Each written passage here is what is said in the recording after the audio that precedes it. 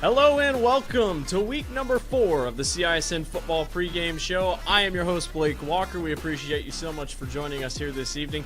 We got a lot to go through before we get you to your big game tonight. We got coach interviews for tonight's big game. We're going to talk about our player of the week who had a phenomenal performance last week, go through some rankings, and much, much more. Let's jump right into our player of the week of week 3.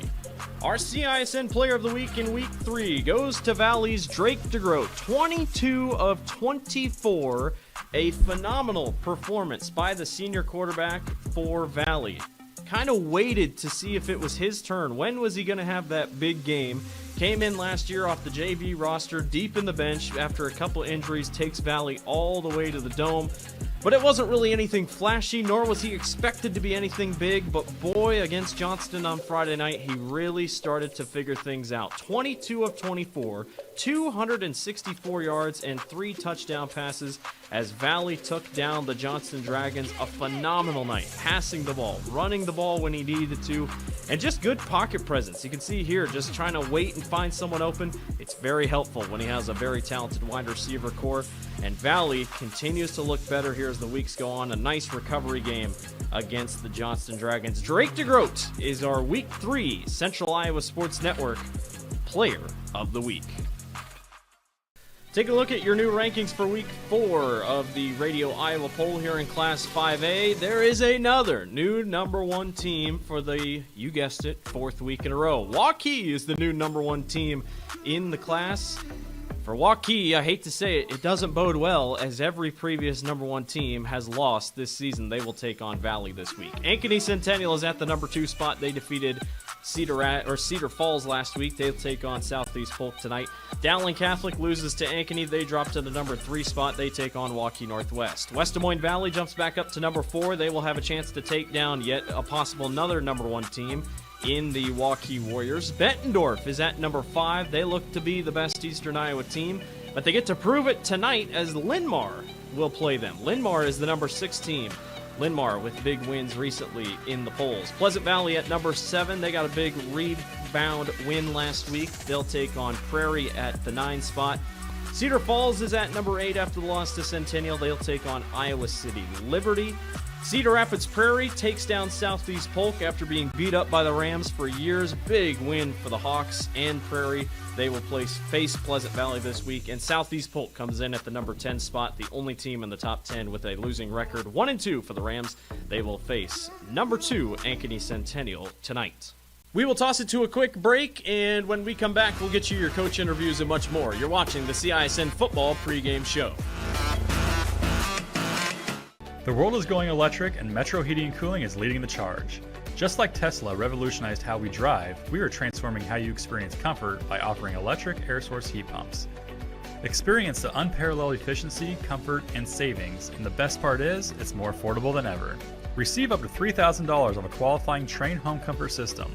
Join the electric revolution with Metro Heating and Cooling and enjoy a smarter, greener future today. Visit our website or call us now to make the switch. The deals are hot this month at DeArmond Ford Indianola. New 2024 F-150 XLTs with 3.9% for 60 months, plus up to $8,000 off MSRP. Get $6,000 off or 2.9% for 72 months on new 2024 Expeditions and new 2024 Edge and Escapes, both with 1.9% for 60 months, plus up to $2,075 rebate. No payments for 90 days on all new Fords at DeArmond Ford Indianola.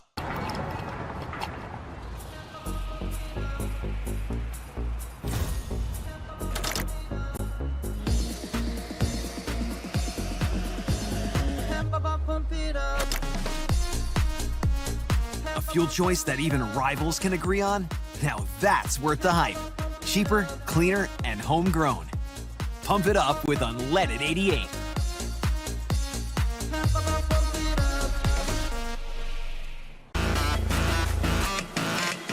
Welcome back to the CISN Football Pregame Show. I'm your host, Blake Walker. It's time to wrap things up before we get you out to the field this evening. Let's take a look at the games to watch tonight. Thursday Night Football, Iowa High School Football Edition. Your game here on the Central Iowa Sports Network. Des Moines Hoover will take on the Knoxville Panthers. Hoover looking for their first win of the year. Knoxville 2-1 on the regular season. Should be a good one at MediaCom Stadium. Davenport North at 3-0 will take on Waterloo West at 3-0. That is going to be a good one. Somebody's going to move to 4-0. Obviously, RPI will play a huge factor, but you always like to see these teams that have really nice little starts. Keep an eye out for this one between Davenport North and Waterloo West. And Cedar Rapids Jefferson, another team trying to go to 4-0. They are currently 3-0, and they will take on the Scarlets of Des Moines East. Des Moines East travels all the way to Kingston Stadium to take on Jefferson. That will be a good one this evening as well. Well, that will do it for us here on the Central Iowa Sports Network Football Pregame Show. I'm your host, Blake Walker. Appreciate you watching as always. Enjoy your Friday night football. We'll see you next time. Iowans are working hard, but high prices make it even harder to keep food on the table. Record numbers need help. Your neighbors, your friends, your community. Stopping hunger starts here. Over 1,300 vehicles on WaukeeChevy.com. Schottenkirk Chevy Waukee. If we don't have it, you can build it. Newly expanded service department means we're hiring. See the openings on WaukeeChevy.com. Schottenkirk Chevy Waukee. WaukeeChevy.com. Western lets your UTV power through the storm. The Impact V-Plow and Impact Straight Blade. With the features the pros demand. Custom tailored for your UTV. And to keep your work top-notch, rely on the Tornado UTV Hopper Spreader. Now that's a job well done. Western, more jobs done faster. Visit Truck Equipment Inc. today at truckequipmentinc.com. Getting your car serviced or repaired can be a pain. That's why Westside Auto Pros is committed to making it as painless as possible. If you wish, we'll come get your car at your home or office and return it when it's done. Or you can drop your car off here and we'll shuttle you to where you want to go. When we're finished with your car, we'll come pick you up and bring you back. If your car is going to be here for a few days, we offer low to no cost rentals. So give us a call and say, I can't wait to have my car serviced at Westside Auto Pros.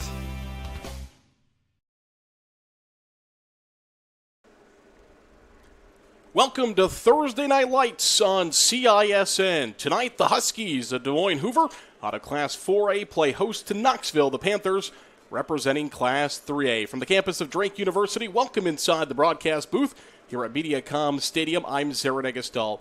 Two teams that are only playing for a fourth time in recorded history in year two of the IHSAA football cycle. It was Knoxville winning last year, big 50-0. Before that, you have to go back to 1968-1969 for the next matchup between Hoover and Knoxville. With that, I'll bring in the second member of our team, Dar Danielson. And Dar, Knoxville winning big last year, but this is a little bit of a new look Hoover team this year. Some seniors that got a lot of playing time last year, now in their senior season, and Hoover looking to make a difference in this game against Knoxville. Yeah, they get a little experience. The thing you got to get, they want to get a win. They get a, nothing helps improve your outlook and things than getting a win, but they've stuck with it, with the program. They're back. They got a little more experience here, and they're looking to get a win here and get that rolling and get a little more confidence going, and then the younger kids too, as they see that, they want to come back with more fire the next year. So work in progress still. Yeah, work in progress, and that's exactly what Coach Theo Evans, we'll chat about him throughout the broadcast. That's exactly what he's talking about. He took over 3 years ago and said, they kind of have levels or phases. They have a 3-year plan they want to put in place. And, of course, maybe not hitting all of those goals they want to, but they're hitting some of them as they go on. There's more kids increasing from year 1 to year 3 now, more kids in the program. They're dressing 40 kids tonight, right around the same as Knoxville, who will dress 44 kids on their varsity roster. And, a lot of things comes with depth. When you have that depth, it allows you to do more things. Yeah, that allows you to get better. This stadium is another piece of the puzzle, too, where you get to come out and play in a nice stadium, here, and the little kids see that. They come out and they say, hey, I want to be out there on, the field playing in front of people someday. So you get the interest in the little kids. Over the other night at Waukee, they had the young kids run out and just a mass of young kids running across the field, and that's how it all starts, and you build your program, because football is a game where you have to have that depth throughout the season just because of injuries and just a little bit of everything there. So that's one of the good building blocks to work on, too. Yeah, no doubt about that. And with that, let's take a look at our key players to watch here in this game. And with that, we're going to start first with the quarterback for Knoxville. It all revolves around Brendan Woolsey. He throws for almost 700 yards already this year. He's rushed for 145 yards this season. He's an accurate passer. He's a senior leader now, and in his first full season as the starter, kind of shared time last year with Nolan Kiefer, who's now at Central College. But a lot of the offense revolves around Woolsey. Yeah, and I was kind of wondering coming over. It looked for a while there like we might get a little, stormy weather, windy weather, which wet could hamper the passing a little bit. But right now, not bad conditions for him. And, that's what you get. You have that quarterback with the experience, and he's your, old cliche coach on the field. Yeah, no doubt about that. And on the other side, it's going to be Deion Berry. You're going to see a lot of different running backs or guys running the football in this Hoover offense. What they want to do is run first. But Deion Berry's had a great start to the season. He's rushing, 9.5 yards per rush this year. He's got into the end zone 3 times, his longest from 70 yards out. So he's a guy that can break away, get to the edge, and really score a touchdown. Yeah, another one of those guys where you can't, you can't wait on him if you're out there and you don't come and take the right angle. He's got the speed to get by you and burn by you and go from deep, and it may be that it's 3-4 yards, but all of a sudden, boom, you get the hole and he's gone. So that's something you got to be aware of all the time. Yeah, that's exactly what Coach Matt Duncan of Knoxville said when I talked to him this week. Is one of the things they've been working on is going to athletes, wrapping them up and bringing them to the ground. Not the arm tackling, but you got to get there and you got to get them on the ground and stop them before they break off those big runs. Yeah, if you can shut them down and force them to do what you want to do, put them in long yardage with the run, and force them to pass if they have to, to get that long yardage. It looks like, too, with the overcast, the lights are coming on, but we don't quite have full light here. Yeah. We didn't quite get the sun that we normally get here, as it's clouded up a bit, but it's that'd be nice because hopefully it'll cool it off. It was about 90 when I came out to go home and change and come over to the game. There's Des Moines Hoover right there, 0-3 on the season in Class 4A. They are going to play in Class 4A District number 4. District play will start next week. And on the other side, Knoxville comes into tonight at 2-1. They are playing in Class 3A District number 6 this year. There's a look at the Panthers, the road team coming up here to MediaCom Stadium. That's a different environment for Knoxville to play in this stadium, in this type of environment. Yeah, and it's also good for them, too. You can see what it's like when you're playing on the road in a different stadium. And on Thursday night, nonetheless, as well. That was one of the things that Coach Duncan mentioned to me was it's Thursday night. They had to change some things. Hoover, of course, they're used to it. They play a couple of times a year on Thursday night, whereas Knoxville, not used to playing on Thursday night, had to change a few things. But the kids are excited. They've been excited for a couple of weeks. With that, we're going to take a quick break. We will come back. Kickoff is just a couple of minutes away from MediaCom Stadium in Des Moines. This is Thursday Night Lights on CISN. Iowans are working hard, but high prices make it even harder to keep food on the table. Record numbers need help. Your neighbors, your friends, your community. Stopping hunger starts here. Free Godfather's Pizza begins with the download. Order through my new online ordering app and start earning free pizza and sides. It's easy. Download the Godfather's Pizza online ordering app today. Do it. You want to get stronger, faster, healthier. You want more. You want to be part of something bigger than yourself. A place for people of all ages, all walks of life, that provides opportunities for all to succeed. We do that. We're the why. Build more than muscle. Build a stronger community. Hi, this is Chris from Fireplace Superstore, and you and I both know that you've been wanting to convert your drafty old wood-burning fireplace into a high-efficient gas one. Well, this is the perfect time. Heating Glow is making it easier than ever. If you buy this year between September 15th and October 13th, Heating Glow is giving free vent kit worth up to $650, making it easier than ever to convert that old wood burner. But the best deal in years won't last, so come on in today. Fireplace Superstore, just west of Homemakers at 109th and Douglas. Free Godfather's Pizza begins with the download. Order through my new online ordering app and start earning free pizza and sides. It's easy. Download the Godfather's Pizza online ordering app today. Do it. Thank you for tuning into today's broadcast. Don't forget to like and subscribe to the channel so you don't miss any of our live events. You can also follow us on X, Facebook, and Instagram in the description below for more coverage of Central Iowa high school sports and the Des Moines Menace. Now, back to the game. Welcome back to Mediacom Stadium in Des Moines. We're getting set for Thursday Night Lights between Des Moines Hoover, the Huskies, and Knoxville, the Panthers. These two teams getting set for a non-district clash in a game that Knoxville won last year 50-0 at home, and this year Des Moines Hoover going to try to make a run at finding their first win of the season. Well, let's take a look at our two teams here as we get ready for this kickoff, and really are two teams that do completely the opposite thing. When it comes to Hoover, they're going to want to run the football. They want to get to the edge. They want to get themselves in space. In Knoxville, they want to throw the football around the yard.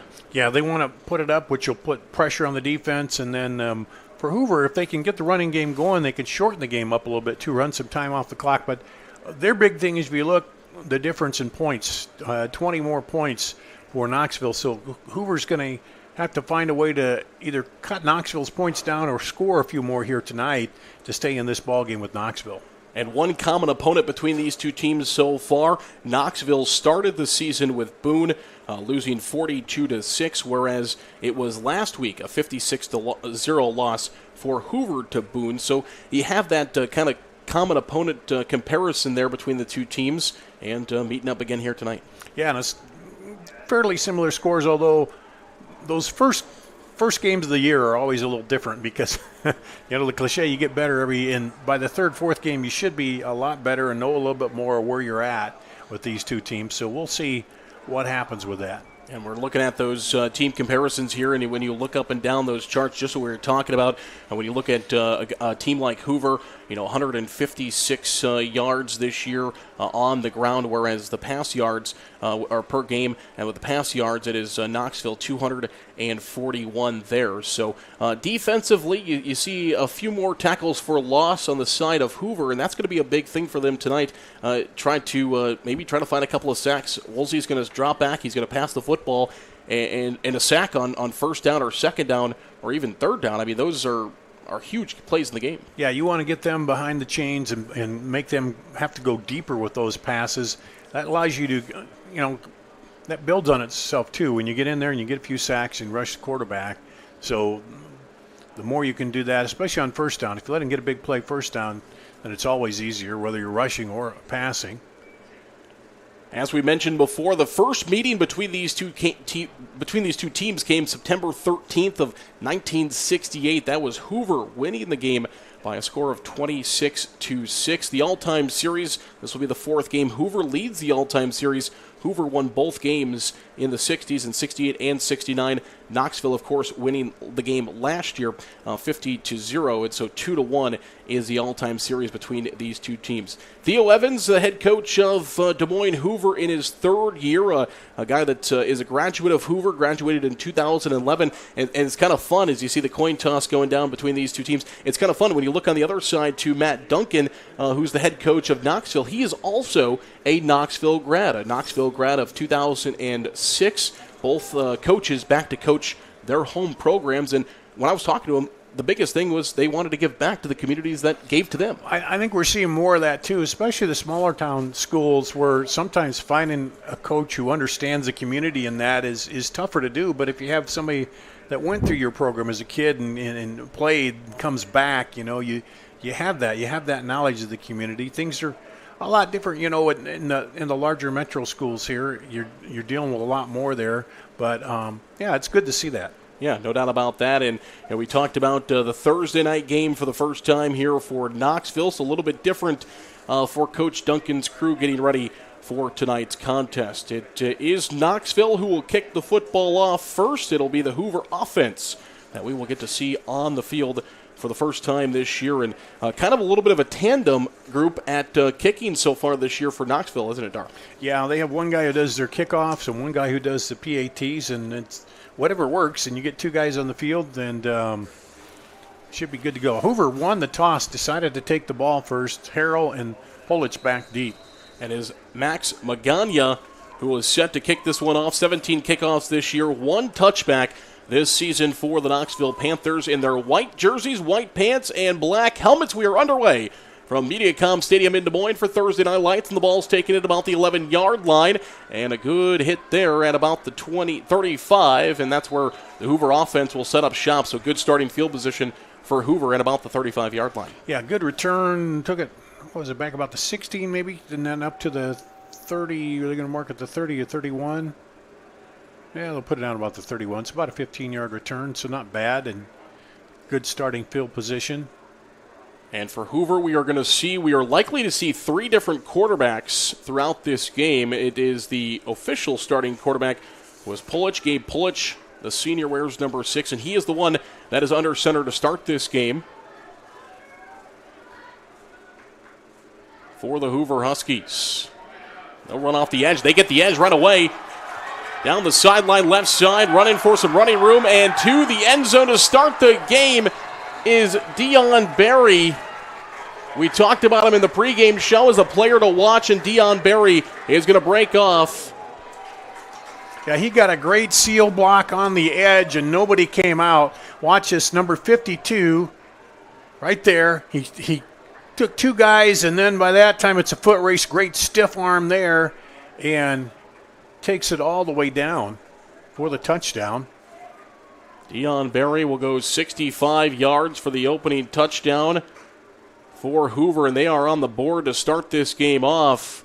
PAT is up, and it is good, and 11:43 into this football game. 1 offensive play. Coach Evans says they want to get to the edge. They got to the edge, and Dion Berry takes it to the house. And they got some good blocking, and if you're on that end for Knoxville, you really got to, close that off and not let them get outside. Now, if you're Knoxville, how do you answer back? You probably want to come out and start throwing the football right away and try to answer the big touchdown.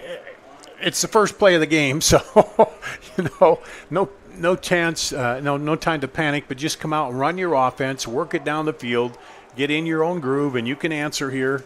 There's no need to go deep right away. Just come out and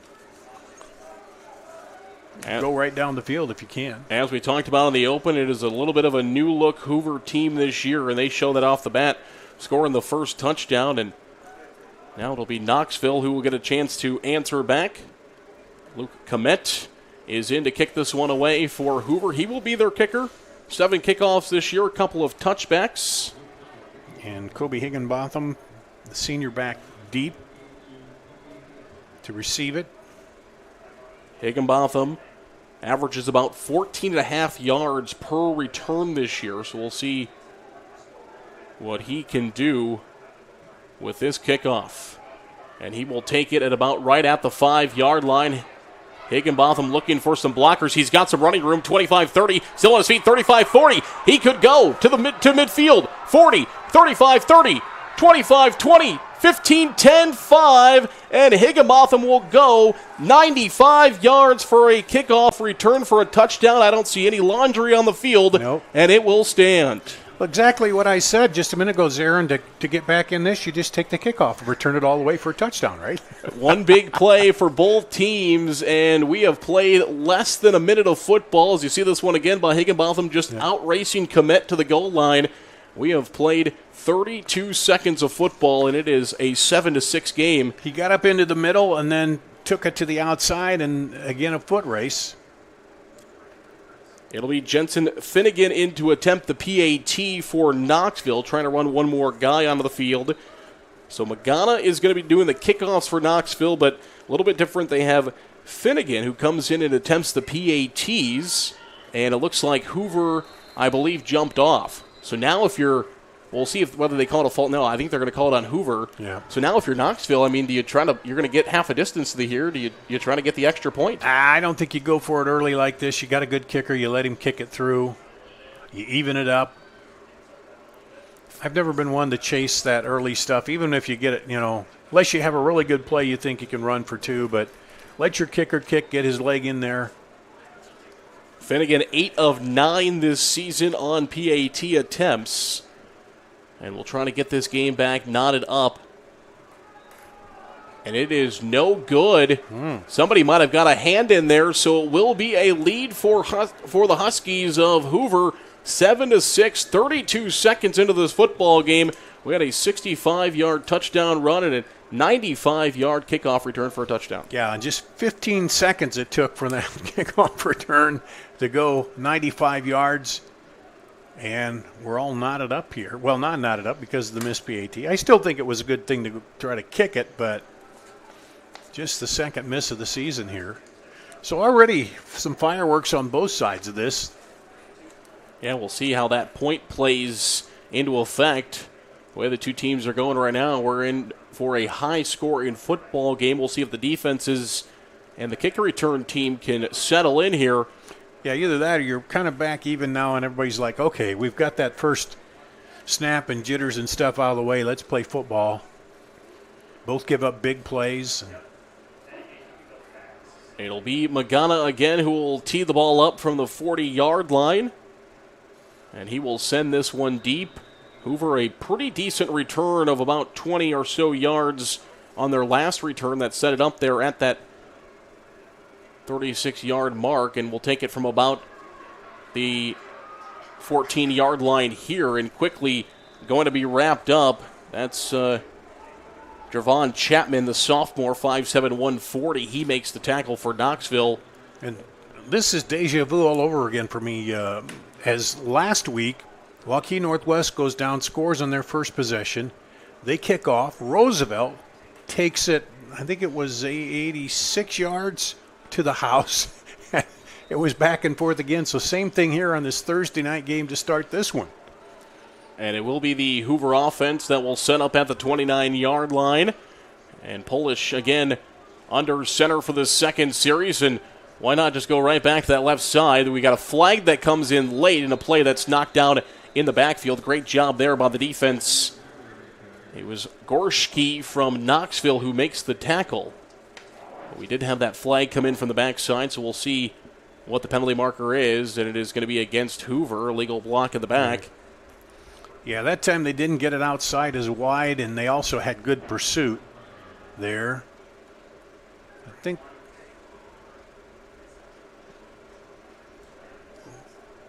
they're going to decline it because the loss was greater.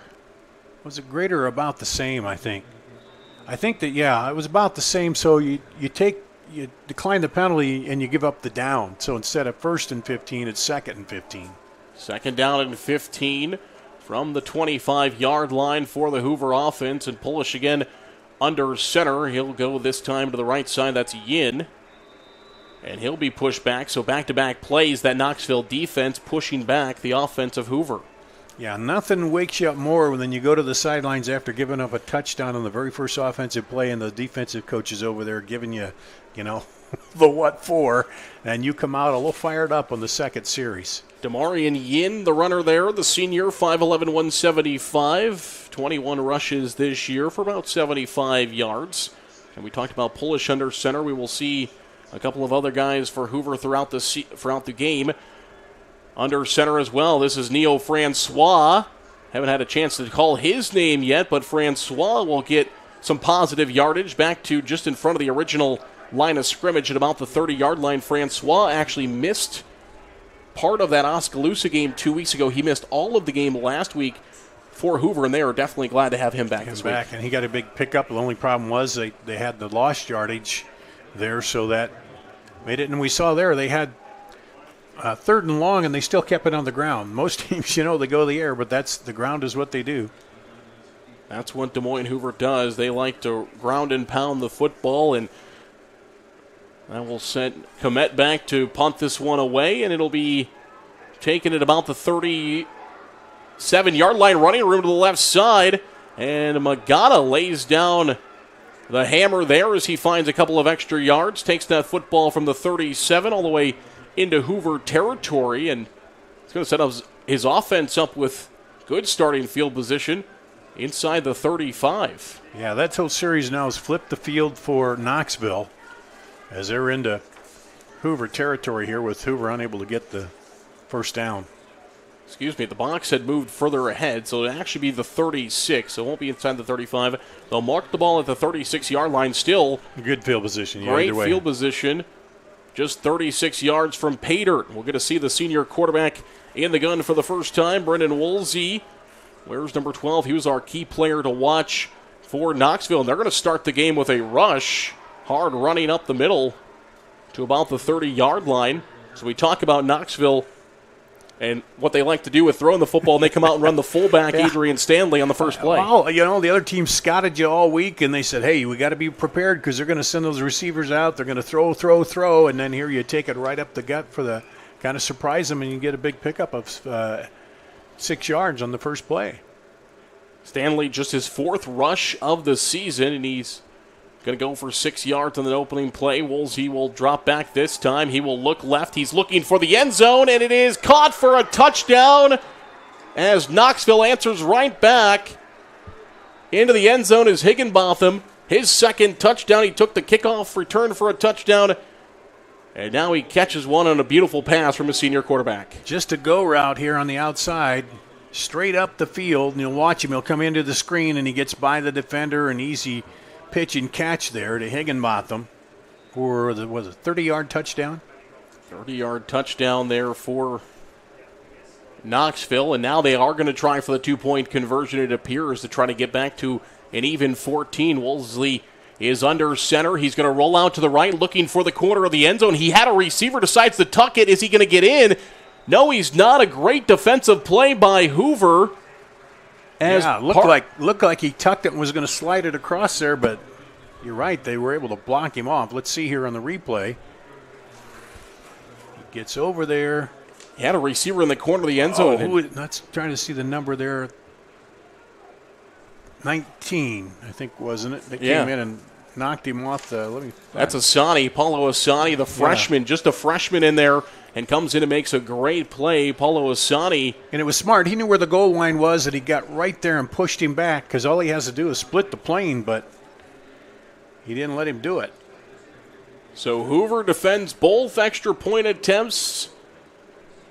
They get them to miss the PAT in the first time and stop it from the 2-point conversion. The 2nd touchdown, it's 12-7 with 8:50 to play here in the opening quarter from Mediacom Stadium in Des Moines. And we'll see Knoxville kick this one away for a 3rd time tonight as Magana is out there. Max Magana, he's a senior, 6'1", 170. Is sent to boot this one away, and a good drive. Had great starting field position at the 36-yard line, and that touchdown pass of 30 yards for the senior quarterback. Got to learn last year. I mentioned under Noah Kiefer, who is at Central College now. They kind of split time last year, but it's all Woolsey this year. And Des Moines Hoover is going to try to answer back with some running room across the 35. Flag comes in far from the near side. A long throw by the official as he gets it in there to the middle of action. Also had a helmet lost. Eli Fuller, the sophomore wide receiver and defensive back, he'll have to miss at least one play. So there will have to be a change for Knoxville. He's a starter for the Panthers, but lost his helmet. We'll see what the play is. It's going to be holding against Hoover. Yeah, and he made a nice job to catch that on the run and head straight forward, but then got the hold, so it's going to bring it back, and they're going to hurt the starting position. It'll be a long field to drive for the Huskies of Des Moines Hoover as they will be inside the 30 at about the 28-yard line where they will set up shop. First down and 10. Knoxville was able to get a big push on that defensive line. They go with the odd front, 3 down linemen, 4 linebackers. From defensive coordinator Jeremy Cole calling the defense for the Panthers of Knoxville. And the ball went up the middle. That's one thing that Hoover likes to do is they like deception. So they might pitch it, they might give it off in a reverse, or they might go with the fullback running back up the middle, and they do there. Yeah, and they sent 2 guys to the left. They fake like they're going out that way on the toss, but then bring it up the middle. And, a positive pickup of 3. Damarian Yin on the carry again, his second carry of the ball game. That's one of 3 yards, and it'll be second down and 7 upcoming for Hoover at their own 31-yard line. It's still Polish under center. This time he's going to pitch it out. We've got penalty markers and whistles. It's going to be a false start, I believe, coming against Hoover, so that's going to push him back even further. You're going to lose the 3 yards you gained on the first play, plus a couple of additional yards. Yeah. It's going to be second down and about 12 upcoming for Hoover with 8 minutes to play here in the opening quarter, down 12-7. And just something you cannot afford to do here is get behind the sticks, because you got that running game. You got what you needed, 3 yards on the first play, but then you get that motion, and it just sets you back.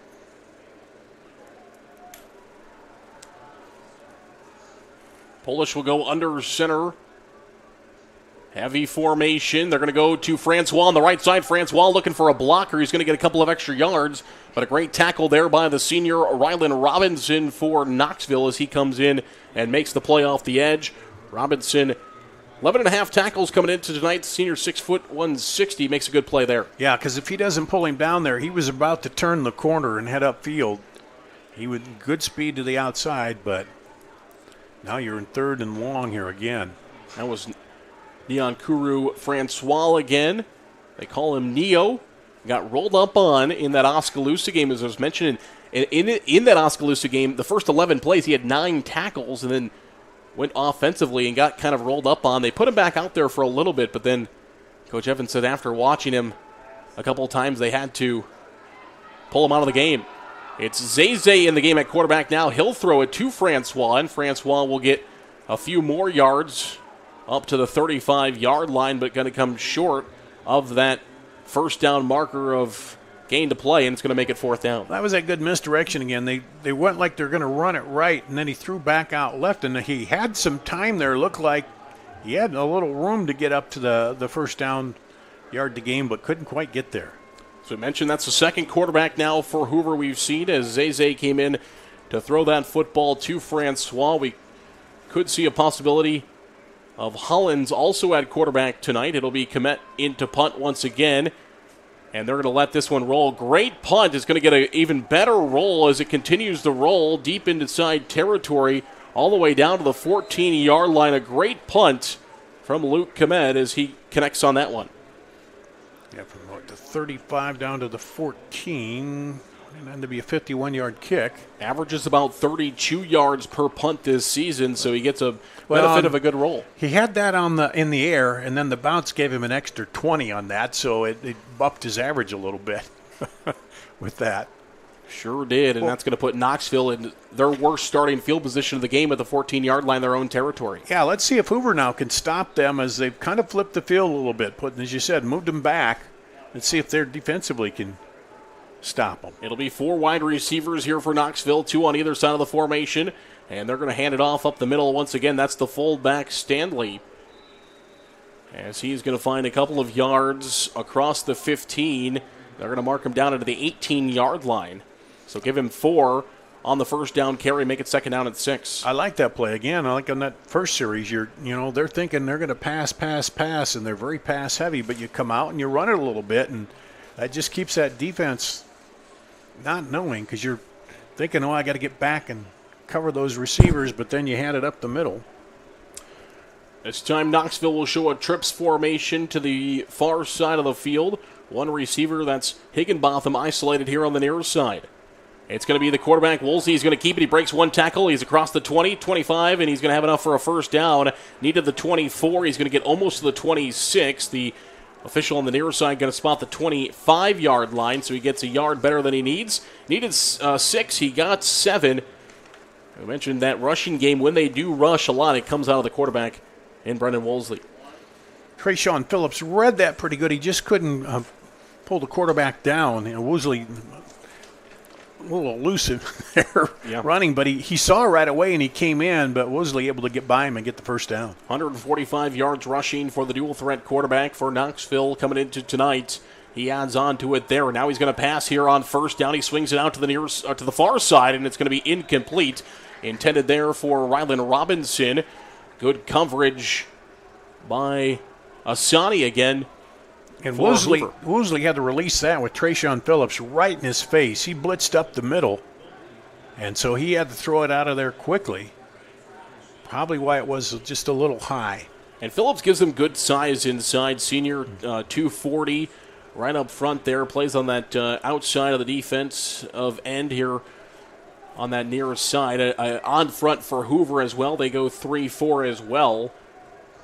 3 down defensive linemen. They're going to show blitz this time with Hushindi Abwe, and Abwe is going to come to bring 4. Woolsey's going to have to tuck it. He is going to try to run, but it is Phillips once again who brings him down. Trayshawn Phillips is right there to bring down Woolsey as he tried to rush with that one. They brought the blitz with Abwe and kind of forced Woolsey to tuck that one, and Phillips was right there. Phillips just kind of hung out, waited to see what happened, and he didn't let Woolsey break out and get free. Big down here for Hoover to get the ball back. 3rd down and 9. It's a big play in the game early on in this one, and they're going to get 5 here, as that is going to be encroachment, I believe, going to be coming. Yeah, it is. So 5 yards closer as encroachment will be whistled against Easton Wilson, the defensive end for Hoover. So far, 3 penalties for Hoover. That'll make it 3rd down and 4 rather than 3rd down and 9, which is a big difference. Yeah, because you can maybe go to that handoff, or you can pass it, or it's a little easier for your quarterback to scramble out of pressure with just 4 yards. Higginbotham isolated to the top side of the formation this time. And it will be Woolsey who will throw. He's under pressure. He does go to the way of Higginbotham, and that ball is sent away from him. Out of the reach. And Higginbotham ran a good route turn, showed the numbers, but just a little high. I don't know if he thought he was going to keep going up the field and out. I think that's what he thought, because Higginbotham turned and looked, and if he hits him in the numbers, they got a first down. Yeah, they'll probably have a conversation about that one. It definitely looked like miscommunication and not quite just an errant throw. No, he thought he was going to continue out to the edge, and that's where he threw it. So now Hoover a chance here. They held on downs. It'll be Magana who is back to punt this one away.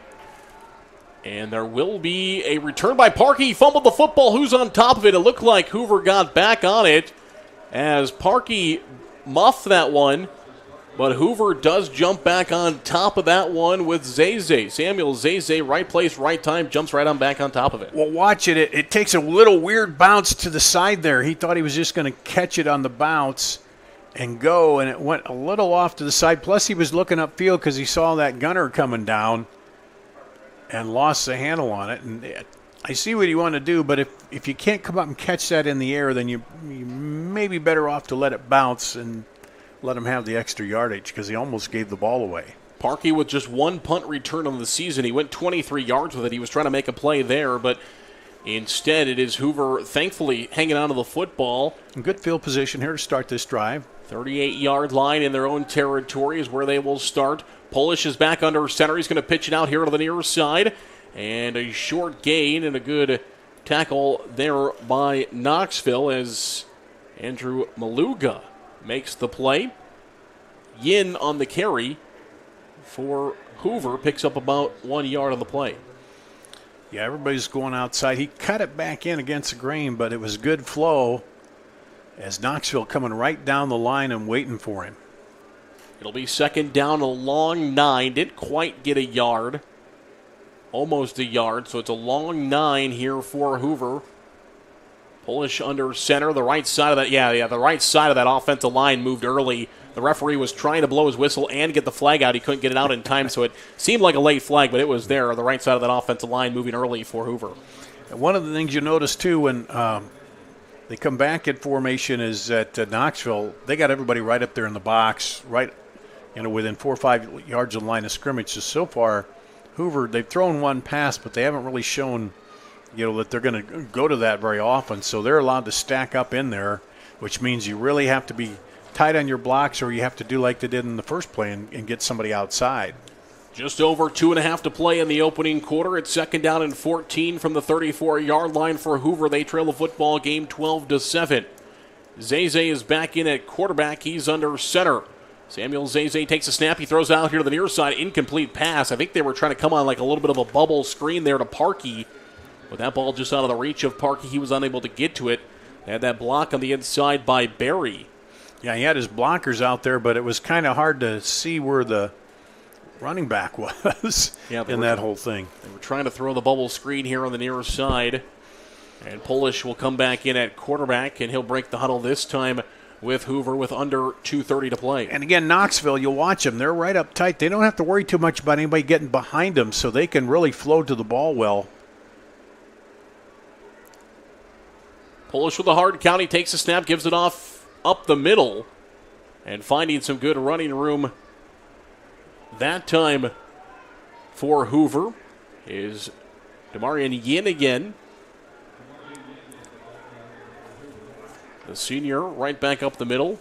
They faked it to Francois on the outside. Of course, you got to always pay attention if you are Knoxville to if Francois is going to get the football, but not able to get enough, as they're going to come up short of the first down marker by about 7 yards, and it'll be punt time again for Luke Komet. And Magana back deep to receive at the 24. Komet got a really good one his last time. This time it will be taken by Magana at about the 22-yard line. He breaks one tackle across the 25-30. Still on his feet, 35. Tiptoes the sideline. He's at midfield, 45-40, and he'll finally be run out of bounds. The ball is loose, but it's out of bounds. A good hit by Komet, the punter. He comes in and jars that one loose.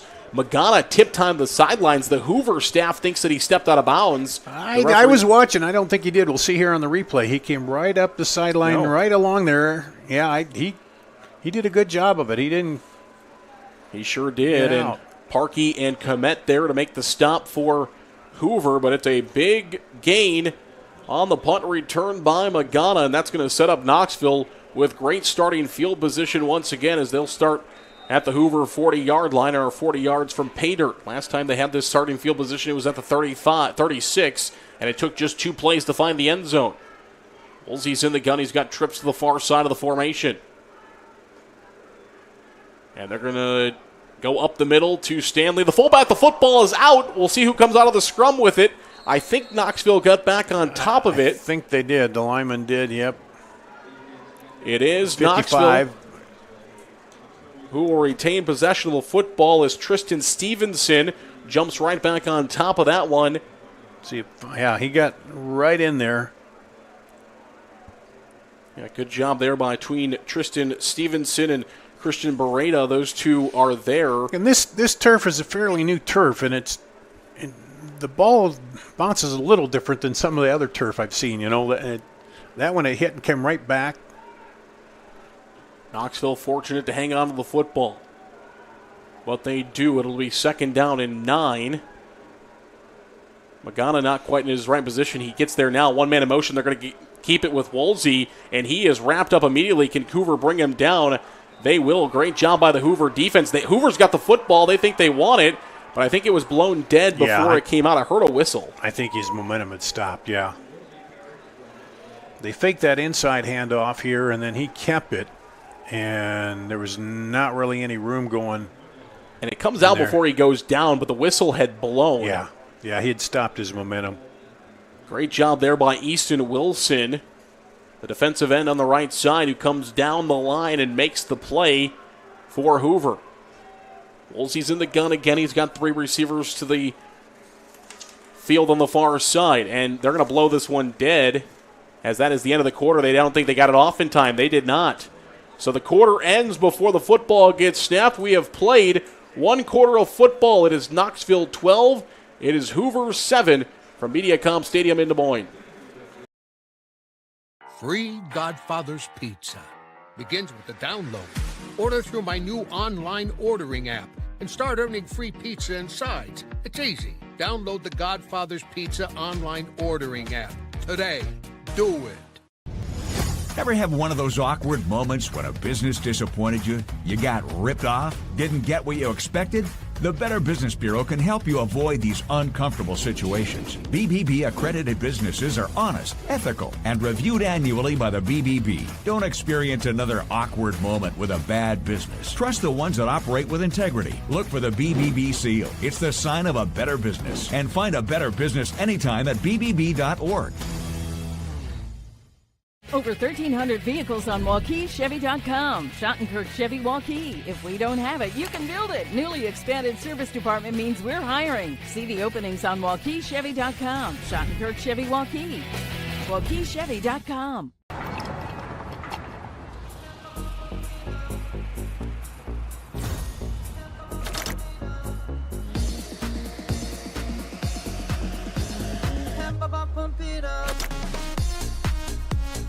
A fuel choice that even rivals can agree on? Now that's worth the hype. Cheaper, cleaner, and homegrown. Pump it up with unleaded 88.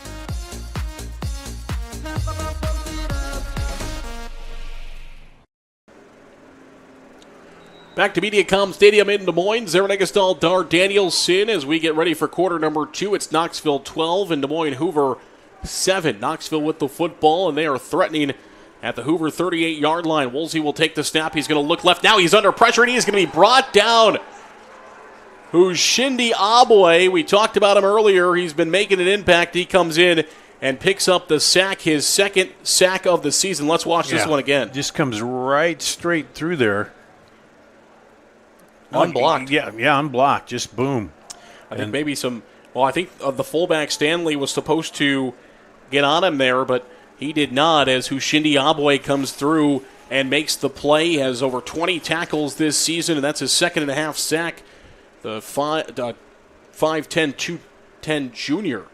And that's going to force Knoxville to punt this one away. So a great play by Abwe, and this football is going to roll into the end zone, so better starting field position. Smart play there. Let it roll in and get it out at the 20. For Hoover. Sometimes your eyes get big and think, I'm going to take it and return it. But now give yourself the best field position here. And so the football will come out to the 20-yard line. It'll be 80 yards of Mediacom turf that Hoover will need to go to try to get back on the board. 12-7 our current score. And back-to-back stops by the Husky defense. So, chance for the offense to try to sustain a drive here.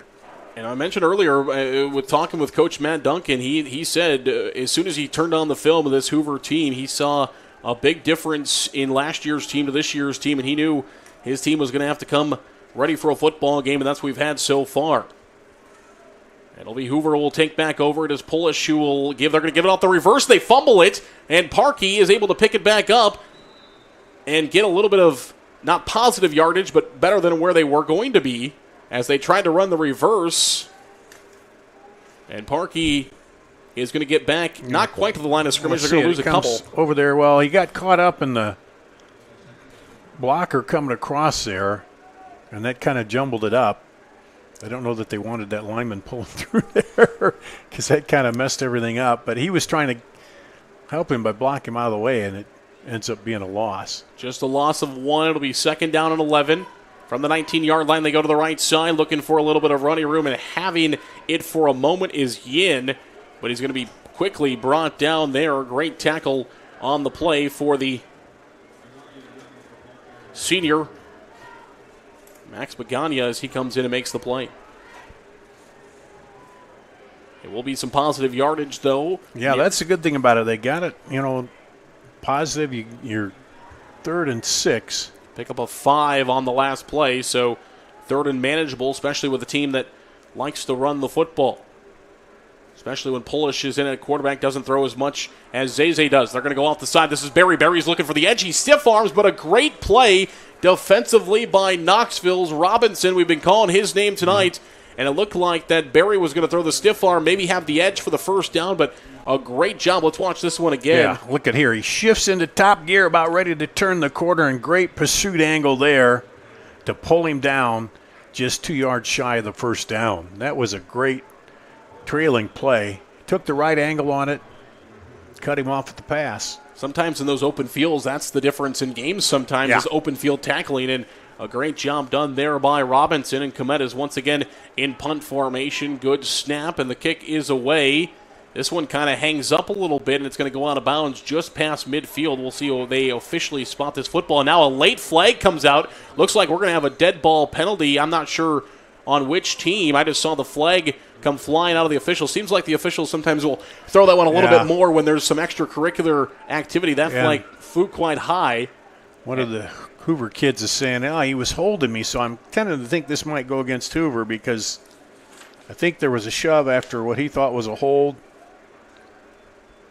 It is a personal foul penalty against Hoover, so that's going to give Knoxville what was going to start. They called it at midfield, so they're going to say the ball went out of bounds at midfield, and then it should be 15 extra yards after that. So good starting field position once again for Knoxville as they're going to start with this football deep inside Hoover territory at the 30-yard line. He marked that off from the 45, so it must have went out in the air. Yeah, I thought at first you're right. He was into the 50, but he said it went out of the air. He got a high kick, but it angled too far. And now Knoxville set up in great field position. And Hoover doesn't have the right personnel, or they're missing a man, still running on the field. They're going to have to take a timeout here. So Hoover's going to have to take a timeout. They thought they had 12. One guy started running to the sidelines, but instead they only have 11. We'll take a break. 9:09 to play. It's 12-7. Knoxville will come right back. Save big at DeArmond CDJR Ames. Receive 2.9% for 84 months on the new Dodge Hornet RT, Grand Cherokee 4xE, and Jeep Wrangler 4xE. New Ram 1500 4x4s at one low price of $35,990. New Ram HD Crew Cab 4x4 starting at $47,990. That's over $13,000 off. Plus up to $10,000 off MSRP on new 2024 Grand Cherokees at the all-new DeArmond CDJR Ames. DeArmondAmes.com. The world is going electric, and Metro Heating and Cooling is leading the charge. Just like Tesla revolutionized how we drive, we are transforming how you experience comfort by offering electric air source heat pumps. Experience the unparalleled efficiency, comfort, and savings, and the best part is, it's more affordable than ever. Receive up to $3,000 of a qualifying Train home comfort system. Join the electric revolution with Metro Heating and Cooling and enjoy a smarter, greener future today. Visit our website or call us now to make the switch. You're watching Thursday Night Lights here on CISN from Mediacom Stadium in Des Moines, where it is the Knoxville Panthers in Class 3A leading the Huskies of Des Moines Hoover out of Class 4A, and good starting field position for Knoxville, and we'll see what they do with it. Pass to the near side. It's caught by Higginbotham. He's looking for the edge, and a great open field tackle this time coming the way of Des Moines Hoover as Hollins is in there, a sophomore, makes the play on the edge. He caught him out there.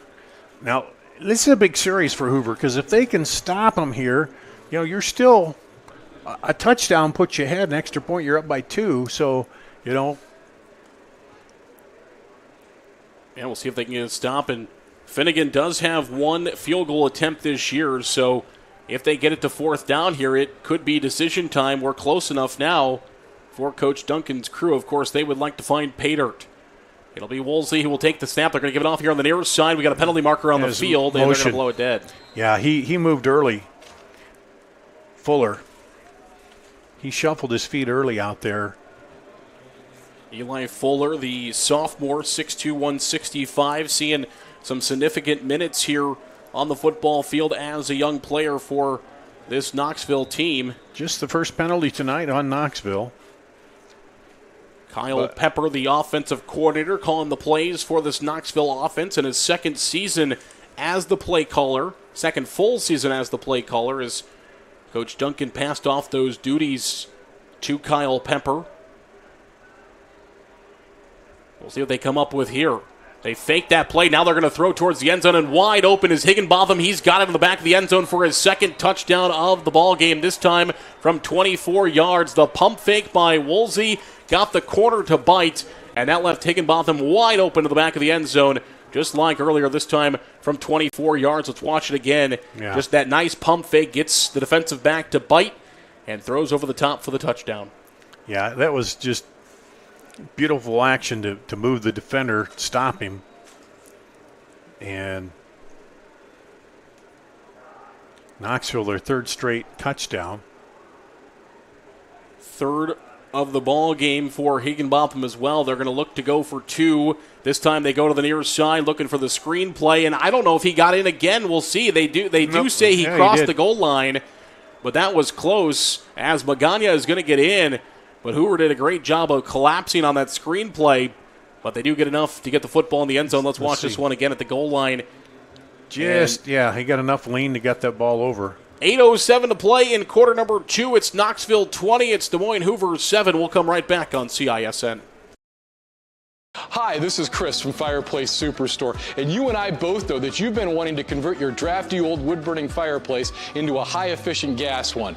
Well, this is the perfect time. Heating Glow is making it easier than ever. If you buy this year between September 15th and October 13th, Heating Glow is giving a free vent kit worth up to $650, making it easier than ever to convert that old wood burner. But the best deal in years won't last, so come on in today. Fireplace Superstore, just west of Homemakers at 109th and Douglas. Getting your car serviced or repaired can be a pain. That's why Westside Auto Pros is committed to making it as painless as possible. If you wish, we'll come get your car at your home or office and return it when it's done. Or you can drop your car off here and we'll shuttle you to where you want to go. When we're finished with your car, we'll come pick you up and bring you back. Back for kickoff from Mediacom Stadium. Zerenegastal, Dar, Danielson, and Finnegan's going to kick this one away. Normally, it's going to go out of bounds. Normally, it is Magana who kicks off with Finnegan doing the PAT duties. This time Finnegan kicks this one away and kicks it out of bounds, so we'll have the penalty called again against Knoxville for that kick out of bounds, and it'll be not a terrible starting field position. Pretty good here for Hoover as they, I believe, will get the ball at the 35-yard line. Pardon me, the 20-yard line. They got that first play. They got outside and scored 65 yards. They haven't been able to sustain a lot of offense since then. So, yeah, it should be the 35. Okay, I was right the first time. Yeah, I should have stayed with my gut there as the official was trying to spot the football at the 20-yard line. Yeah. Thought for sure that was coming out of the 35 with the penalty. Yeah, and then the referee said, no, he's pointing up there. It's like, yeah, hey, it was out of bounds. So let's see if Hoover can get something going. It will be the 35-yard line, 2 men in motion, and we've got a flag. And Knoxville maybe didn't hear the whistles initially as they take Polish to the ground there with that penalty coming out. There was a couple of guys moving in the backfield there for... Yeah, that works in Canada, but here you can only have one in motion. Are you an avid fan of the CFL? I've watched it at times, but I'm more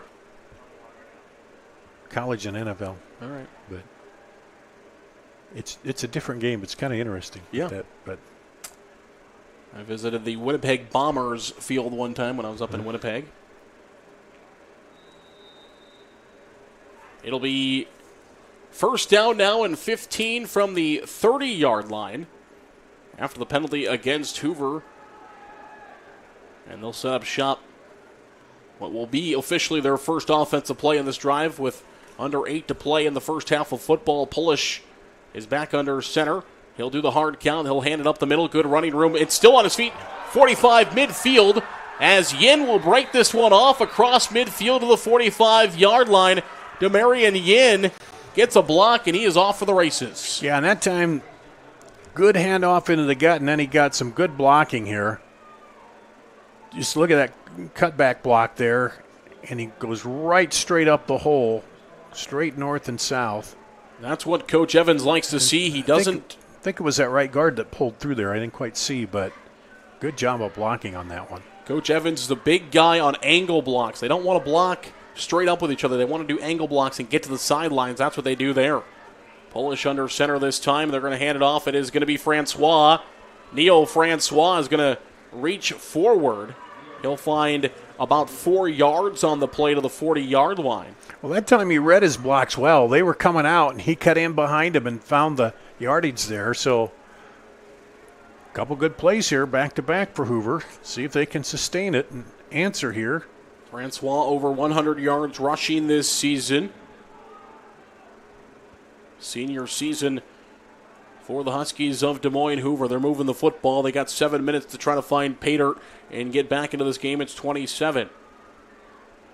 And they're going to pitch it out to Berry. Berry looking for a blocker. He's got a little bit of running room as a lead blocker. There was the junior, Hashindi Abwe. And just following his blockers. They've been doing a nice job of that on this series. Coming right in there, knowing when to cut off them.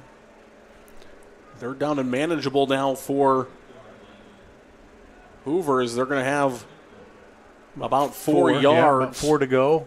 And you might even probably in the territory where you're in 4 down territory right now.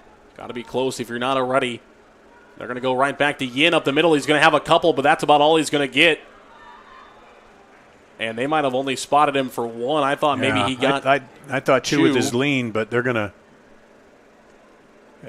he would have liked to at least get half of it, and then you come back with just a 4th and 2.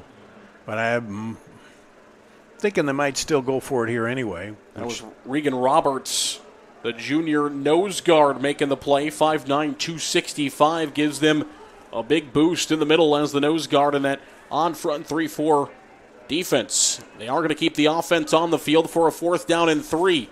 It's Polish under center. The ball is loose on the turf. And it's going to be picked up by Hoover, but a big loss. Berry finally jumps on it, but it's back in Hoover territory at the 49-yard line. And the only thing that does is just give Knoxville a little better field position since it was 4th down, but let's see what happened here. Missed it. Missed. He was trying to keep the ball and a little too deep in the belly there, couldn't pull it out. And the only thing, they fell on it and saved somebody from Knoxville scooping and scoring, but Knoxville in good position on Hoover's side of the 50. Yeah, you have to, like you said, you have to fall on it there because otherwise it's a line football. Knoxville can pick that up, but you lose all that yardage, and now Knoxville, a missed snap, and Wolseley is going to have to slide on it, and so they're going to give all of that yardage back and some. I don't see any rain. The ball hasn't gotten slick out there, has it? Well, the one thing is it's a little bit hotter today in that moisture. Yeah, it is a little humid out. Let's see that. This is just, that was just a wide snap, wide to the right of the QB. Because as he snaps it, he's looking ahead and expects to come straight back, so just a little wide, but he was able to get back on it. So now we got 2nd and 21. Yeah, Wolseley had a fall on it at the 40-yard line, so now Knoxville goes from the Hoover 49 to their own 40. But they're better built to pick this up than Hoover is, the long yardage. A pass-heavy team, and they'll pass here on 2nd down, and they'll throw incomplete to the near sideline. As Magana, the intended receiver there, it falls incomplete. Good coverage on the play by Javasi Brooks, the sophomore. And he was really trying to get some mustard on that ball and just ends up sailing on him a little bit, trying to get it out there. Because it's a long ways out to get it outside. Big opportunity for Hoover's defense to make a stop on 3rd down and long with 5:24 to play in the first half of football, trailing by a couple of scores. Knoxville looking for a big pickup. They're going to fake to the right. Now Wolseley under pressure. He's going to step up, throw long down the field, and it is going to be incomplete. Wolseley did a great job of stepping up. He felt the pressure, stepped up in the pocket, but by the time he got to release that football, it was just a little bit long. And Fuller put on a great move. He faded inside and then came back outside. Yeah, and as you said, Wolseley didn't quite get the feet set here. He had to step up, felt the pressure. And threw it, but the defender did get back on him, but he was open for a moment there, but when you're under pressure. So got a little sloppy here, but now it's going to go back to Hoover a chance to get the ball back again here with about 5 minutes to go in the first half. Hoover has plenty of time to try to move the football down the field. They rush in on the punt, and it's going to not be the best punt of the night for Magana. And it's going to go out of bounds at the 41-yard line of Hoover, so they'll have decent starting field position at their own 41-yard line with 5:11 to play in the first half. trailing the football game 20-7. Well, and they had that last series, they had a few things going there until that fourth down play when they just had a little miscue on the handoff. Let's see if they can get it going back again. You know, you score here, you're just down 6 with the extra point. Coach Theo Evans, the play caller, the offensive coordinator, and the head coach for Hoover. We'll see what he can come up with to try to move the football down the field. Zay is the quarterback, and he's looking to throw down the field. He airs this one out, and it is a jump ball, incomplete.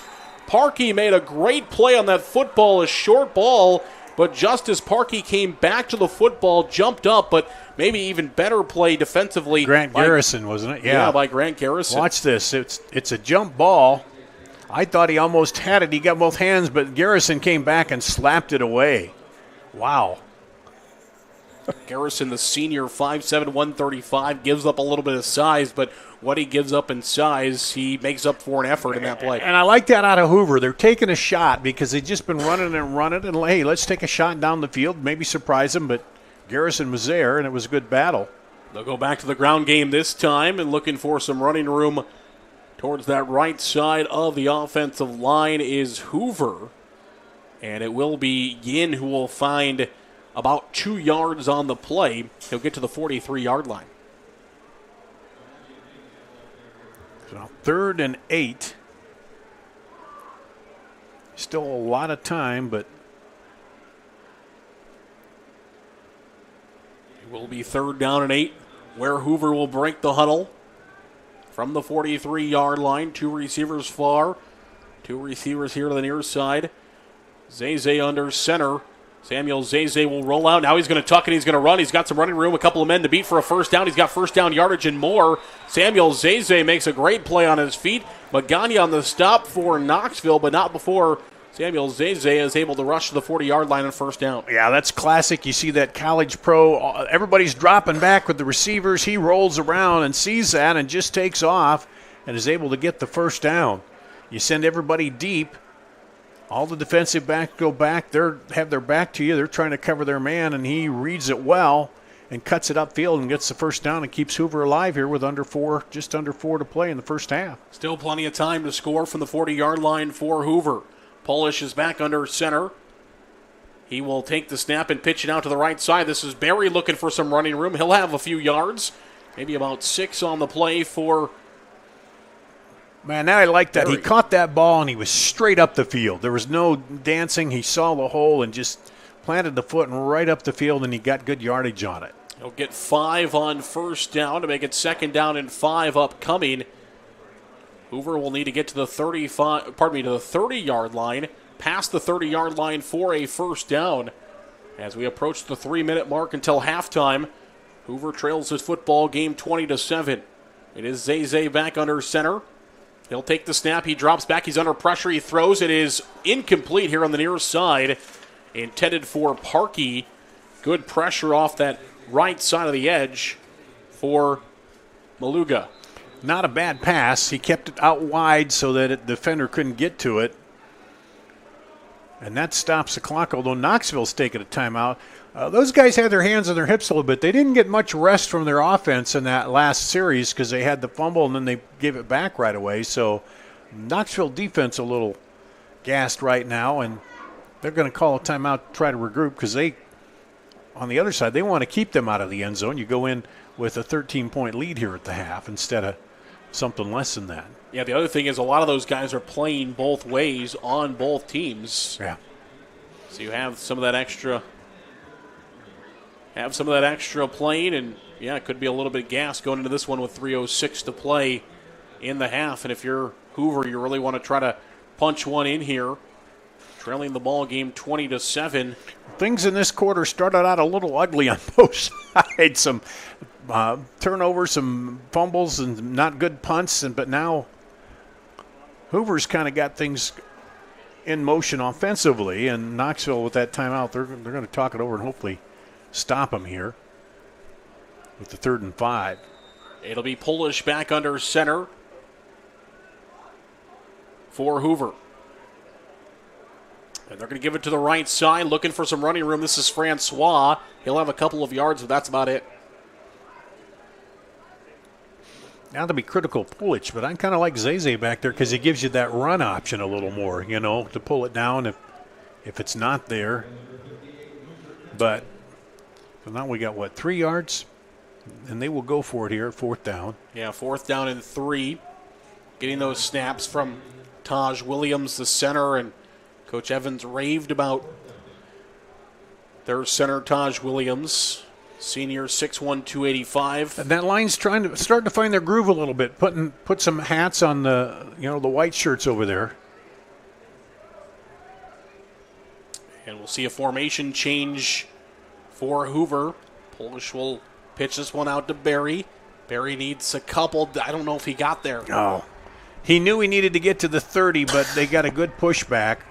I thought he got up to the 29 and got pushed back. They're going to mark him back at the 28, a couple yards shy, but watch this. He sees it, and he's trying to get that shoulder down. Yeah, see, he was up to the 29, then they pushed him back, but so Knoxville, after that timeout, they bow up. Let's see, what do we got here? I don't think the clock stopped when they were trying to switch after that stop. When they were switching between offense and defense, I don't think the clock stopped, so they'll have to. Yeah, which kind of be big for Knoxville here to go. So I think they'll have to add some more time on, or do they? Look like they're going to. I don't think they're going to. But I thought they came over to the Hoover sideline talking about something. I thought that was what the conversation was going to be, but they have not. And now they're waiting for play, so I would assume that's what we're waiting for. 1:45 on the current clock, 20-7. There it is. Yeah, I thought so. They go up to 2:02, so they put a full 15, 16, 17 seconds back on there. So 2:02 will be on the clock. Wolseley will take the snap. He rolls out. He's under pressure. Francois is there. And they are going to bring him down deep in the backfield. The one to finally finish him off is going to be DeMarco Miller. And in that situation, you got to get rid of the ball, Yeah, maybe throw it out of bounds. Throw it short of your receivers down the middle of the field. But it was Francois who made the initial contact there, but it was DeMarco Miller who comes in and makes the stop. That's his second sack of the season. The junior, 6'1", 185, makes a great play, and that pushes Knoxville all the way back to the 25-yard line where they'll have 2nd down and 17. With just over a minute and change to play here in the first half, Wolseley's going to take a quarterback-designed run up the middle, and he'll be brought down after a short carry. As making a great tackle there for Hoover is Kiki Coco. Good call, trying to kind of do a turnabout like Hoover did. You got everybody heading upfield, but Hoover didn't fully bite on that. They waited and they brought him down before he got too far upfield. 5th tackle of the season for the middle linebacker, Kiki Coco, 6', 165. And they got play clock running down on them. 40 seconds to play in the half, 10 on the play clock. Could see maybe just one more play in this first half of football. It'll be Wolseley. He's going to drop back, and he's under pressure. He just has to pitch it, but it is caught to Higginbotham. Can they get him down? The big man is still running, but an even better tackle made there by Hollins as he goes to the wrestling like the double leg there, throws him down. And the first down will stop the clock so they could come up. I think they called the timeout as well. Did they? Yeah, okay. We'll take it. 20-7 is the lead for Knoxville. Timeout, 21 seconds to play. We'll come right back on CISN.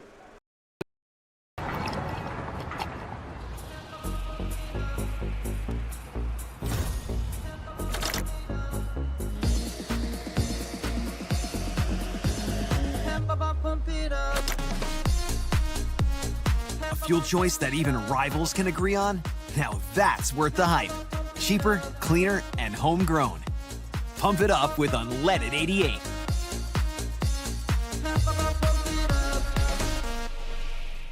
Western lets your UTV power through the storm. The Impact V Plow and Impact Straight Blade. with the features the pros demand. Custom tailored for your UTV. And to keep your work top-notch, rely on the Tornado UTV Hopper Spreader. Now that's a job well done. Western, more jobs done faster. Visit Truck Equipment Inc. today at truckequipmentinc.com. Back to MediaCom Stadium in Des Moines. We are nearing halftime, but Knoxville would like to score one more. There's the Knoxville huddle with Coach Kyle Pepper in his second season as the offensive coordinator for Knoxville. And the team will jog back onto the field. 21 seconds to play until halftime. They got one timeout left. The clock would stop on a first down for him to reset it, so... Wolseley in the gun. He's got the fullback Stanley with him. He'll take the snap here and look to throw. And it is caught by Higginbotham, and he is going to be brought down at about the 45-yard line. And, Knoxville ran a player on the field in the middle of the play. I thought maybe he was just sitting back there as kind of a trick play, but he was late to the field. He runs on the field in the middle of the play. They only had 10 to start the play. And that's what the laundry is on the field. So penalty marker is at about the 47-yard line. And it's going to be extra movement against Knoxville as they were trying to run Rylan Robinson onto the field as the play started. And it's too bad because Higginbotham, he ran a beautiful route, goes down, turns, shows the numbers. Good throw to him. You get the first down. He got out of bounds. You're set up really well, but now you've got to bring it back. 16 seconds to play until halftime, 20-7. Knoxville in the lead.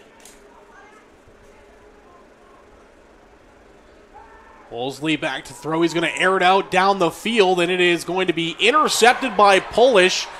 And he cannot get up as his knee was on the ground and he made the interception. But Gabe Polish making the interception for Des Moines Hoover is first of the season. Let's watch this one again for Wolseley. He's just throwing a jump ball, and Polish makes the play in center field.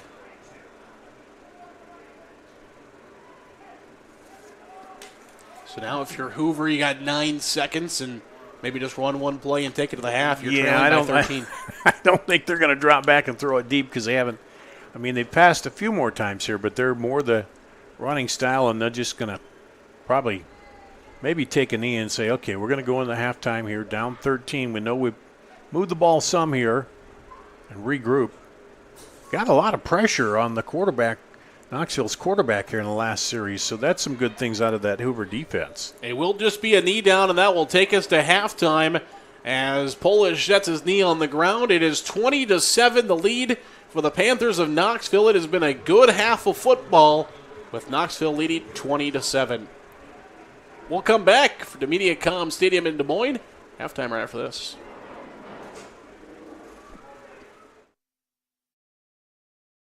Getting your car serviced or repaired can be a pain. That's why Westside Auto Pros is committed to making it as painless as possible. If you wish, we'll come get your car at your home or office and return it when it's done. Or you can drop your car off here and we'll shuttle you to where you want to go. When we're finished with your car, we'll come pick you up and bring you back. If your car is going to be here for a few days, we offer low to no cost rentals. So give us a call and say, I can't wait to have my car serviced at Westside Auto Pros.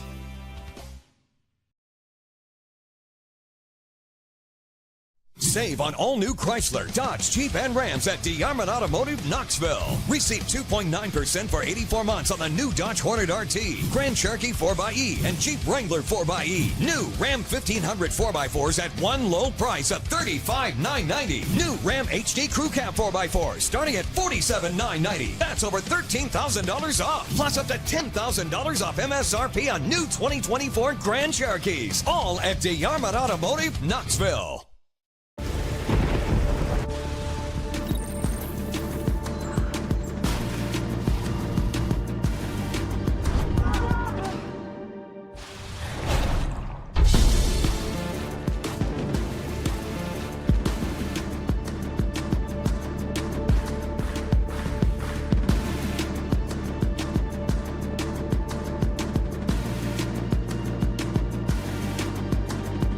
It's hard to stop a train. Hi, this is Chris from Fireplace Superstore, and you and I both know that you've been wanting to convert your drafty old wood-burning fireplace into a high-efficient gas one. Well, this is the perfect time. Heating Glow is making it easier than ever. If you buy this year between September 15th and October 13th, Heating Glow is giving a free vent kit worth up to $650, making it easier than ever to convert that old wood burner. But the best deal in years won't last, so come on in today. Fireplace Superstore, just west of Homemakers at 109th and Douglas. You want to get stronger, faster, healthier. You want more. You want to be part of something bigger than yourself. A place for people of all ages, all walks of life, that provides opportunities for all to succeed. We do that. We're the why. Build more than muscle. Build a stronger community. Back to Thursday Night Lights here at MediaCom Stadium in Des Moines, where it is Knoxville leading Des Moines Hoover 20-7. Zaron Agastal, Dar Danielson with us, and it is actually Thursday Night Lights now as the sun is set and the lights are on here at this beautiful MediaCom Stadium.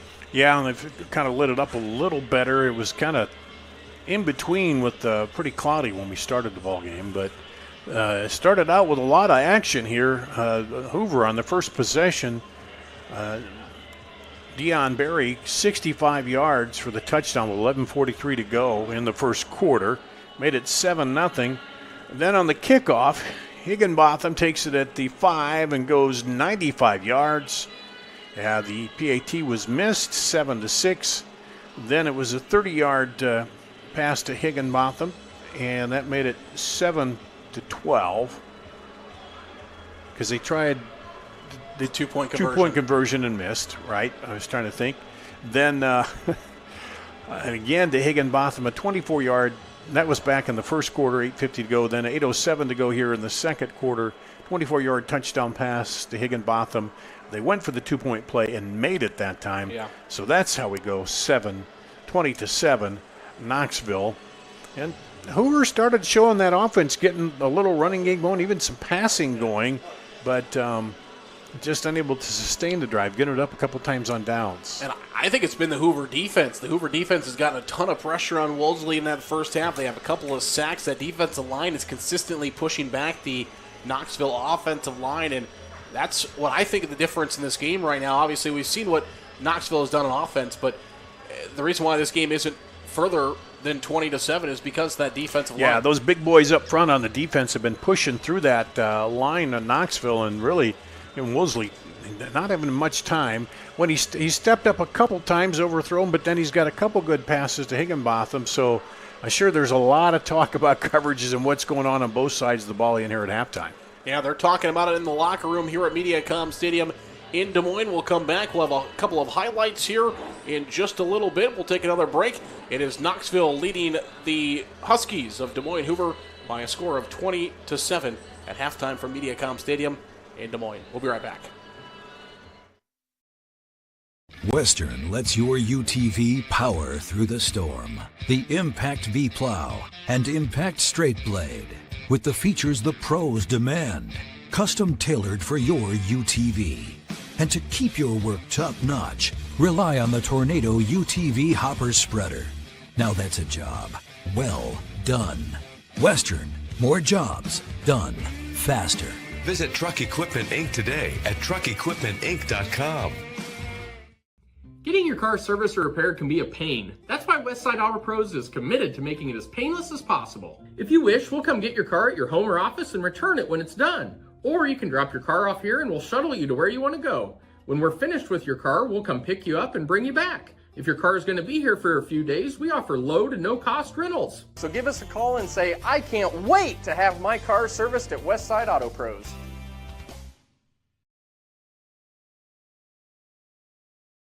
You want to get stronger, faster, healthier. You want more. You want to be part of something bigger than yourself. A place for people of all ages, all walks of life, that provides opportunities for all to succeed. We do that. We're the why. Build more than muscle. build a stronger community. Save big at DeArmond Chevy GMC Knoxville. New Silverado 1500 Crew Cab offering 5.9% for 84 months plus up to $4,750 cash. New 2024 Chevy and GMC 2500 HDs with 5.9% for 84 months. And new Sierra 1500 Crew Cab with 5.9% for 84 months plus up to $3,750 cash. All at DeArmond Chevy GMC Knoxville. DeArmondChevyGMC.com. Free Godfather's Pizza begins with the download. Order through my new online ordering app and start earning free pizza and sides. It's easy. Download the Godfather's Pizza online ordering app today. Do it. Back to Mediacom Stadium in Des Moines. It is Knoxville out of Class 3A. They are leading the Huskies of Des Moines Hoover by a score of 20-7 here from Mediacom Stadium, the home of some of the Des Moines schools that share. That's why we play on a Thursday night, because we got multiple schools that play within this stadium. But let's take a look at what we've seen in this stadium so far. It has been an electric piece. They'll run off the edge. Started off with very first play, yeah. Dion Berry goes up the sideline and 65 yards. Hoover's in the lead with the extra point. Then Higginbotham, this is the kick return coming back. 95 yards. Yeah. He answers directly back on the kickoff return. Only had one man to beat. He was able to get in there. And at that point, it was 7-6 after a missed PAT. But here comes Knoxville once again. They get some good starting field position, and they go to Higginbotham. Jump ball in the corner. Started the 36-yard line. Got a first play to the 30, and then 30-yard touchdown. They come right back. The little pump fake. Love the pump fake by Woolsey. And he goes right back to his bread and butter there with Higginbotham. Higginbotham, 3 scores here tonight. 2 touchdown catches, 1 touchdown kickoff return. And that's the way we stand. Hoover, like we said, defensively they started picking it up in the second quarter. Offensively they picked it up a little bit too here. Yeah. But right now they got to have some offense to match what the defense is doing to get back on the scoreboard. Yeah, and we saw that 2-quarterback rotation there between Zay and Polish. Polish is more the back that's going to pitch it or hand it off, and then when Zay comes in, he's going to try some openings. He did try a couple of balls downfield. A couple of them were pretty close, but just not quite to his receivers. Had the big scramble, too, that got him the first down on the one drive. So he gives you a little more, options to work with, and keeps the defense on their feet, back on their heels a little bit more. Yeah, absolutely. It's been a great game so far. This was a game that Knoxville won last year in Knoxville, 50-0, and Des Moines Hoover showing their improvement from last year to this year right there with Knoxville at 20-7 here at the halftime break. And Knoxville's offensive line, they're going to have to figure out a little bit more on slowing the rush just a little bit more for Woolsey to give him a little more time back there to throw, because they were getting a lot of pressure on there toward the end of the first half. And they lost some pieces from that offensive line a year ago, replacing some of those pieces. We're still here early in the season, week 4. I guess we're getting pretty close to halfway. Yeah, getting close to the halfway point of the young football season. And these two teams are getting ready for district play now, as we'll get into that action in Class 4A and Class 3A play and district play. For Des Moines Hoover, they'll play in Class 4A District number 4. They'll play the likes of Gilbert and Bondurant Farrar. Pella is always a good opponent to Carlisle and Newton, which was a pretty good district a year ago, and that's who Hoover's going to match up with this year. Yeah, that's going to be a tough district. Those teams are all established, but they've seen some signs here tonight to move forward. Knoxville, if they stay with this, they're 3-1 coming out of the early play here. So, they certainly have some things I know the coach will want to work on, but they have some good things they've shown also. And they'll play in Class 3A District number 6 this year. They'll play with the likes of Atlantic. They'll go to Atlantic next week. You've got Nevada in there, Creston, Perry, and Harlan. Perry's a team that this Des Moines Hoover team saw in week number 1. Of course, Harlan to end the season for Knoxville. Always a good tradition there at Harlan, and that will come up on week 9 of the high school football season for Matt Duncan in his 3rd year as the head coach of this Knoxville Panther team. He spent 3 years as the offensive coordinator at Knoxville before he took over the head coaching job. And of course, you mentioned also a third-year season for Theo Evans, who is the head coach of the Des Moines Hoover Huskies. 20-7 is the score here from Mediacom Stadium in Des Moines. We are getting ready for second half here in just a couple of minutes. We'll come back in just a few for more high school football here on CISN. Iowans are working hard, but high prices make it even harder to keep food on the table. Record numbers need help. Your neighbors, your friends, your community. Stopping hunger starts here. Over 1,300 vehicles on WaukeeChevy.com. Schottenkirk Chevy Waukee. If we don't have it, you can build it. Newly expanded service department means we're hiring. See the openings on WaukeeChevy.com. Schottenkirk Chevy Waukee. WaukeeChevy.com. The world is going electric, and Metro Heating and Cooling is leading the charge. Just like Tesla revolutionized how we drive, we are transforming how you experience comfort by offering electric air source heat pumps. Experience the unparalleled efficiency, comfort, and savings, and the best part is, it's more affordable than ever. Receive up to $3,000 of a qualifying Trane home comfort system. Join the electric revolution with Metro Heating and Cooling and enjoy a smarter, greener future today. Visit our website or call us now to make the switch. Hi, this is Chris from Fireplace Superstore, and you and I both know that you've been wanting to convert your drafty old wood-burning fireplace into a high-efficient gas one. Well, this is the perfect time. Heating Glow is making it easier than ever. If you buy this year between September 15th and October 13th, Heating Glow is giving a free vent kit worth up to $650, making it easier than ever to convert that old wood burner. But the best deal in years won't last, so come on in today. Fireplace Superstore, just west of Homemakers at 109th and Douglas. Thank you for tuning into today's broadcast. Don't forget to like and subscribe to the channel so you don't miss any of our live events. You can also follow us on X, Facebook, and Instagram in the description below for more coverage of Central Iowa high school sports and the Des Moines Menace. Now, back to the game.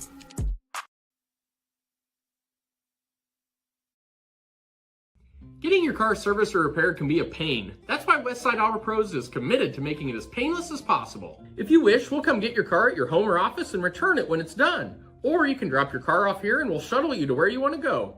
When we're finished with your car, we'll come pick you up and bring you back. If your car is going to be here for a few days, we offer low to no cost rentals. So give us a call and say, I can't wait to have my car serviced at Westside Auto Pros.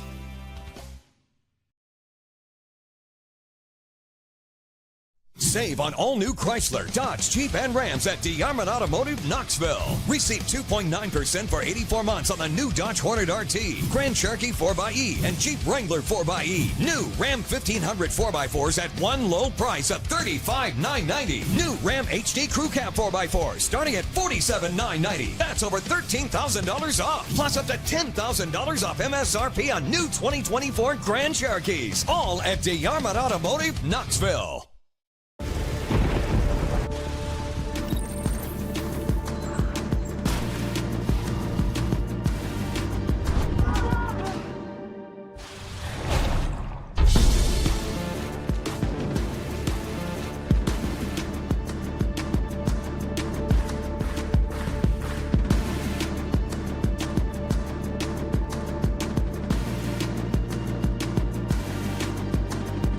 It's hard to stop a train. Hi, this is Chris from Fireplace Superstore, and you and I both know that you've been wanting to convert your drafty old wood-burning fireplace into a high-efficient gas one. Well, this is the perfect time. Heating Glow is making it easier than ever. If you buy this year between September 15th and October 13th, Heating Glow is giving a free vent kit worth up to $650, making it easier than ever to convert that old wood burner. But the best deal in years won't last, so come on in today. Fireplace Superstore, just west of Homemakers at 109th and Douglas. You want to get stronger, faster, healthier. You want more. You want to be part of something bigger than yourself. A place for people of all ages, all walks of life, that provides opportunities for all to succeed. We do that. We're the why. Build more than muscle. Build a stronger community. Back to Mediacom Stadium in Des Moines, where it is the Knoxville Panthers leading the Huskies of Des Moines Hoover by a score of 20-7.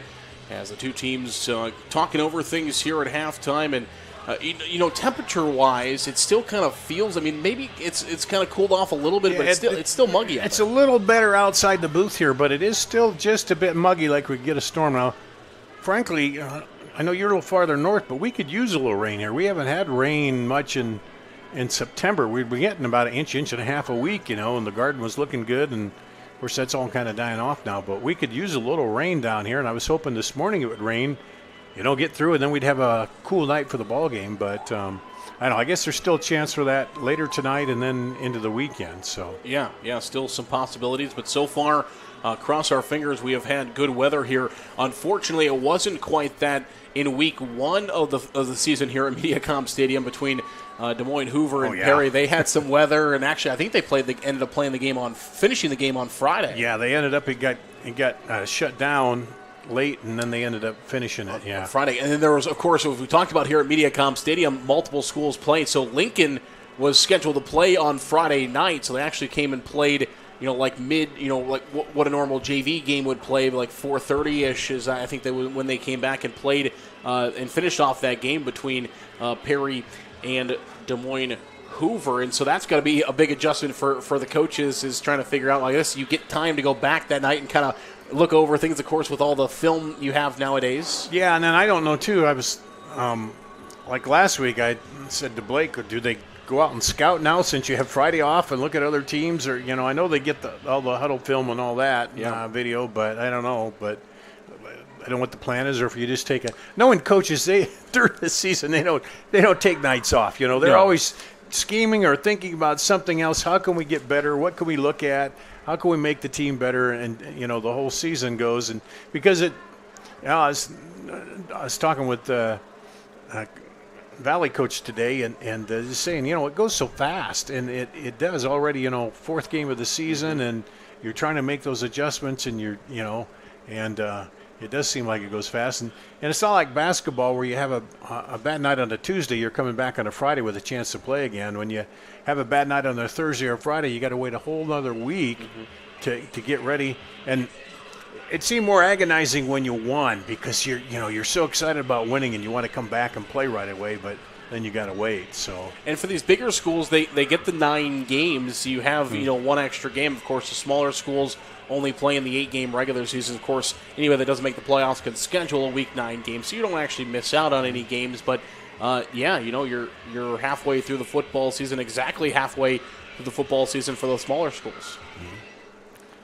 And Hoover took the ball to start the game. They won the toss and decided to take it, so we'll see Knoxville get the ball here to start the second half, and they'd like nothing more to march down the field, get their offense back on track. Yeah, no doubt about that. If you're Knoxville, you've kind of stalled out on a couple of drives. You've had some penalties. You had that snap that really pushed them back a little bit. That kind of maybe stalled out one of those drives. So a lot of those are the type of things that you're probably trying to shore up if you're Knoxville in the locker room here at halftime. Mm-hmm. Yeah, figure out what, a little more protection to the quarterback, and then, they both had a turnover there. It didn't hurt them too bad, and then that late one kind of hurt them a little bit. But, just a few things to clean up. I mentioned the other schools. I got a big one tomorrow night at Valley Stadium. Joaquin, number 1 team undefeated, comes in to play Valley. Yeah. Beckett Blake, the coach's son, probably the best. He might be the best quarterback in the state right now. And then we have a bunch of other games on tap for tomorrow night. And yeah, you got Ankeny Centennial and Southeast Polk. That'll be a good one. Ankeny Centennial number 2. I'm going off of the Radio Iowa rankings here, but Ankeny Centennial number 2, Southeast Polk number 1 this week in the rankings. Dowling Catholic, they're number 3. They're at Waukee Northwest tomorrow night as well. You mentioned Valley taking on Waukee, so you have a lot of really, really big games coming up this week. And then check our social media, because we'll have some volleyball games coming up too here on CISN. So always check that, the website, Twitter, and all that. Other big 5A games, Cedar Rapids Prairie will take on Pleasant Valley. That's a top 10 matchup as well. Cedar Falls taking Iowa City Liberty. So you have just about the entire top 10. Linn-Mar taking on Bettendorf. So you have just about the entire top 10 playing ranked matchups this week in Class 4A. Looking on the lines of these two schools in Class 5A, I should say, these two schools in Class 4A, you got number 4 North Polk taking on number 6 Humboldt. Humboldt with a big win last week. You got number 5 Pella taking on number 8 Cedar Rapids Xavier. Number 6 Decorah taking on number 3 3A number 5 Independence. So some really big games coming up around the state here this week, number 4 of the Iowa high school football season. As Dar mentioned, it is Hoover who will have to boot this one away as they will switch sides of the field here again to get set in the third quarter. Kicking from the north and going south is Hoover. Higginbotham back there. I'm assuming they might want to kick away from him after he returned that other one. And Magana back there also, deep to receive for Knoxville. 95 yards, that kickoff return for a touchdown. The ball will fall off the tee, so we will have to get this one reset here for Luke Komet. It is a little breezy out there. Yeah, flags blowing in the back of that north end zone. So Luke Komet's got the ball teed up on the north 40-yard line, and he is getting set to boot this one away with Higginbotham set back there, and the ball is going to go out of bounds, and the penalty marker, of course, comes out, and it will be 35-yard line for Knoxville to take over here on their first drive in the second half. Well, we saw Knoxville do that earlier, so now Hoover does it. And let's see, 1, 2, 3, 4, 5 penalties on Hoover in the first half, 3 on Knoxville, including that kick out of bounds. And penalties kind of hurt Hoover some early on offense as they got behind the chains. So it will be the Knoxville offense onto the field to take over at their own 35-yard line. Brendan Woolsey in the gun. He will take the snap. He will look to throw. Now he's going to take a quarterback keeper, and he's going to find some yards. I think that was one of those plays that was probably designed there. He looked for a moment, but there was nothing there, and just immediately takes up the field. He's going to find about 3 yards on first down. Well, he sent that running back up the middle. It looked like there was a huge hole up there, but as he started to run, it kind of closed, and he had to go outside and was lucky to get a couple yards. It looked like he might have room to go straight up the middle, but that closed pretty quickly. Beautiful night here in Des Moines, the campus of Drake University Mediacom Stadium, as we are underway here in the third quarter. Knoxville and Des Moines Hoover 20-7 is the favor of the Panthers. Woolsey's in the gun. He's got 4 receivers, trips to the near side. And he is going to keep this one. And it's going to be blown dead. Not sure where that whistle came from as the play was still going. And then everybody kind of just stopped from up here. We couldn't hear that whistle initially. It kind of was weird that everybody just kind of stopped. Stanley, the fullback, he got pummeled on the fake. But, of course, you got to expect that. And they're going to say, I'm not sure what they... He was pointing first down again. So an interesting situation. Well, it'll be second down because... Yeah. So they're going to replay the down. I think they're going to wipe that one off. They're just going to replay the down. So it's going to be second down and 8 from the 37. I don't know what happened there. Yeah. Somebody blew it dead. Yeah. Somewhere as that play was going. Maybe it was an inadvertent whistle. Either way, it's going to be second down and 8. We'll replay second down without the ball moving. Woolsey is going to dump this one off this time, and the play is going to be made up across the 45-yard line. Good pitch and catch there for Wilder as he makes his first reception of the game at the 46, which is enough for a first down. So again, kind of that same play they ran on the first down play, where it's kind of that pass first, but then you have the option to tuck and run. Woolsey was able to step up in the pocket a little bit and fire it out there.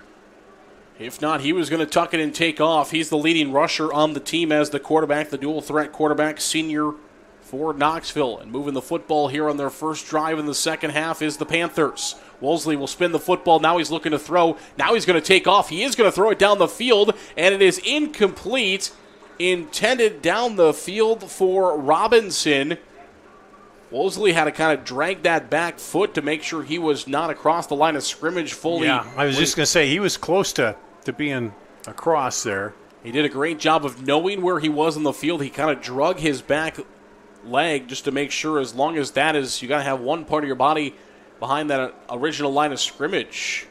And they're sending the right side. Those defensive linemen are coming hard on the snap. That's why he rolled to his right and be the left side of defensive line, I should say. And so he had to roll to his right.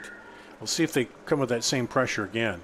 It's 2nd down and 10. Wolseley will take off. He is looking to run, being chased down, and finally going to be brought down by Phillips. No, the ball is out. And it will stay with Knoxville all the way up to the 40-yard line. Looked like Phillips is going to bring him all the way to the ground, but he knocked it loose. And he rolled over the top, so Wilder got on it. Yeah, Wilder got on top of it. Yeah, it looked like he was going to be short. Wolseley rolled over the top of Phillips. That's why he wasn't down. And that ball came loose on that turn over the body. So big break early here for Knoxville. Gives them 1st down and 10 from the 40-yard line, looking in. 9:40 to play here in the 3rd quarter. Knoxville trying to add on to their lead. They're going to throw a little pop pass out, and that is going to be down. Yeah, Ryland Robinson caught it, but he fell straight to the ground. And, of course, in high school football, once you're on the ground, you're on the ground. He had to dive to catch it. And now in fantasy football, he'd get a point for the reception. There you go. And no yards, but this is a high school, so you end up with a catch and no yards. Right at the line of scrimmage, so it'll be 2nd down and 10. Robinson will go to the sidelines. They'll change their formation. Higginbotham is isolated here on the near side. Wolseley in the gun. 3-man front, showing pressure, giving pressure. There's the pressure for Hoover. Wolseley breaks out of it. He's on the run, and he's going to pick up 3 or 4 yards here on this play. Great pressure again by Hoover off the edge, but just couldn't quite make that play in the backfield. Yeah, it looks like they're trying to kind of maybe double team that tackle there and then let the outside guy just come hard, rush hard at him. And I don't know if there's a way you could get a screen in behind that, because you go for quite a ways, but they're rushing from either the right or the left side each time, and one of the guys coming hard, knowing that this is a passing team. We have not seen him run here. They did that a few times, ran it early to kind of throw Hoover off, but they've been all passing here so far. Probably 4-down territory. We'll see what they do on 3rd down. It's going to be a jet sweep to the right side to Higginbotham, and he's going to have a 1st down, so they're not going to have to worry about it as they bring Higginbotham on that sweep here from the near side of the far side. He gets just enough for a 1st down at the 30-yard line. 1st down and 10, Knoxville. Well, he's Mr. Everything there, isn't he? Higginbotham, return the kicks. He can go out and run the route and then come inside on the jet sweep. And so it'll be 1st down and 10 from the 30-yard line. 3 receivers to the near side, 1 on the top side of the formation for Knoxville. Wolseley's in the gun. He's got his fullback Stanley with him. He'll take this snap, play action pass across the middle. He's got a receiver, and it's incomplete. Looked like that there was some space, not much, but... Well, he slowed down, too, and then started looking back, Magana, but I think if he keeps going... He had that inside position. That's the big thing. Yeah, if he keeps going, then, the ball was thrown to the right area, but he kind of stopped and was trying to say he was held, but if he just keeps going, man... Had the inside position, but the ball is incomplete, and it is going to be 2nd down and 10. Upcoming here for Knoxville from the Hoover 30-yard line looking in. Have controlled much of this drive. And we will see another wide snap, but Wolseley is able to control it this time and takes off to run. That snap came off to the right side of Wolseley. Yeah, he did a good chance of getting that hand out there and pulling that back in. And he'll move all the way up to about the 23-yard line, so it'll be 3rd down and about 3 yards to go. A 7-yard pickup for Wolseley on the quarterback keeper. And he'll need 3. Of course, we are in 4-down territory, getting closer to possible field goal territory for Finnegan, but if you're within 3rd down and 3 here, even if they don't get any yards, it's probably still 4-down territory. Not quite close enough for a field goal yet. Wolseley looking across the middle. He's got a receiver inside position, and is he in? He is. Touchdown. Touchdown, Knoxville, as getting into the end zone is Eli Fuller for the first time tonight. Fuller just breaking to the inside. A good throw by Wolseley. The only question on the play was, did he get across the line? As Wolseley was looking for Fuller the entire way, throws a dart, and Fuller falls into the end zone for the touchdown. Knoxville will add on to their lead. Now 26-7. Well, they've seen that middle open, and they finally got the connection there. They're going to keep the offense on the field, trying to get back to that even 7-point mark of 7 more. Trying the 2-point conversion to get to 28. And they will throw into the end zone. Incomplete. They had the receiver wide open, but it bounced off the chest. Incomplete. 6:28 to play here in quarter number 3. It's Knoxville 26. It's Hoover 7. We'll come back for kickoff right after this. You want to get stronger, faster, healthier. You want more. You want to be part of something bigger than yourself. A place for people of all ages, all walks of life, that provides opportunities for all to succeed. We do that. We're the why. Build more than muscle. Build a stronger community. Iowans are working hard, but high prices make it even harder to keep food on the table. Record numbers need help.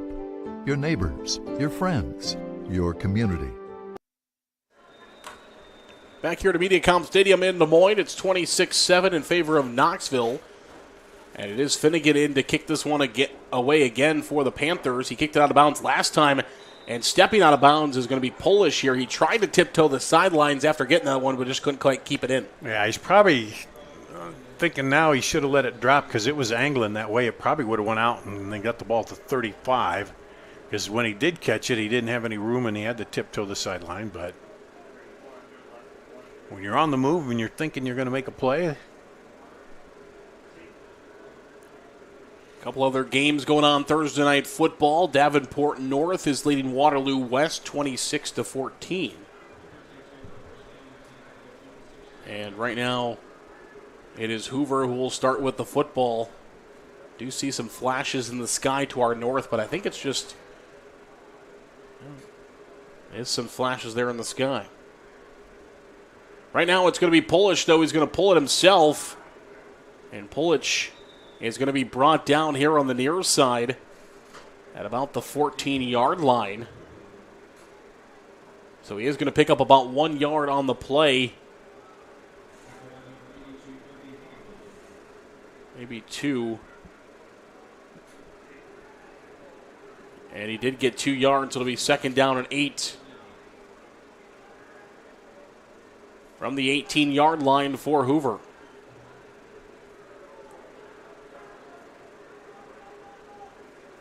Polish again under center.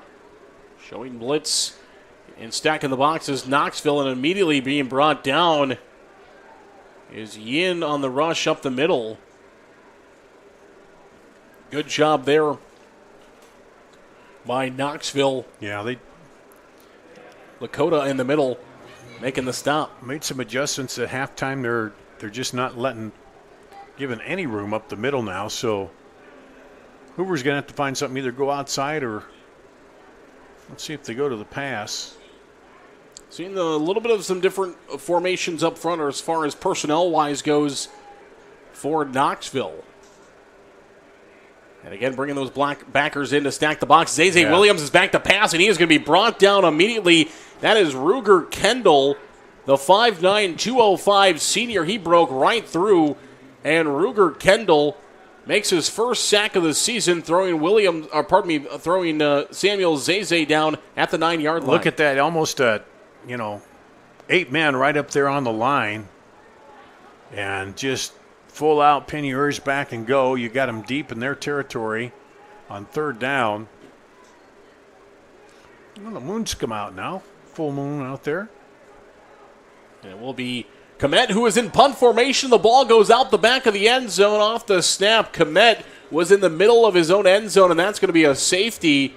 So they'll get the 2 points that they wanted earlier on the 2-point conversion. They're going to get them here via a safety as the snap from the long snapper to Komet just goes right over his head. Way high, yeah. And right through the back of the end zone.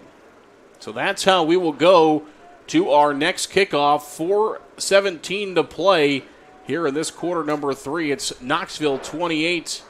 It is Des Moines Hoover 7. And Dart, is a tough situation there.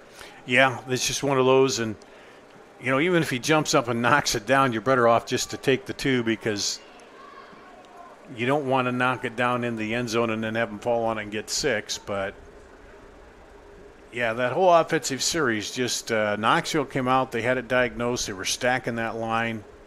And then, that center gets a little worried about. They've been getting good pressure on there and maybe just snapped it a little high. One other score going around the area. Cedar Rapids Jefferson leads over Des Moines East 24-0. That's with 5:01 to play in the third quarter. So this kick will have to come from the 20-yard line after the safety. And Clement will have it teed up there, so that will move the football 20 yards further backwards for this kick. And could be good starting field position for Knoxville. And they'll get across the 40, short of the 45-yard line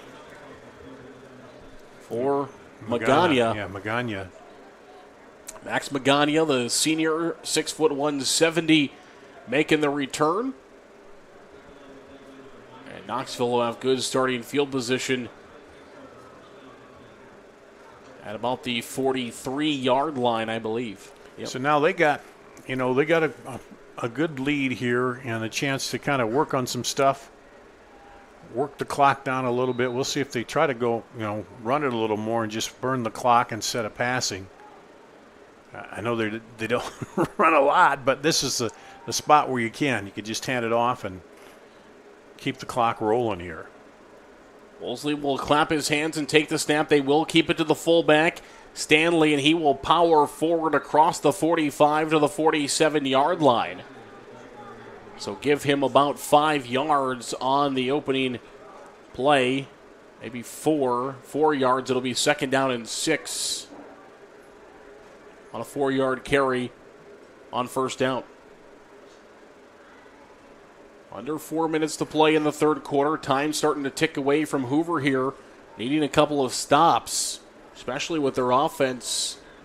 They've scored some points this year. They've been able to put up quite a few touchdowns, but they don't move as quickly as some of the other teams do. And again, this is going to be swung out this time. Was that pass forwards or backwards? That's the question, and they're going to say it was backwards, so it's a live ball. They didn't blow the whistle right away. They let it go. So it's a live ball back to Tayshawn Connor, the sophomore. Let's watch it here. And it is backwards. Yeah, it is backwards by about a yard. So Connor was back there. He had to go lay on it. The only good thing about that is it kept the clock running for him.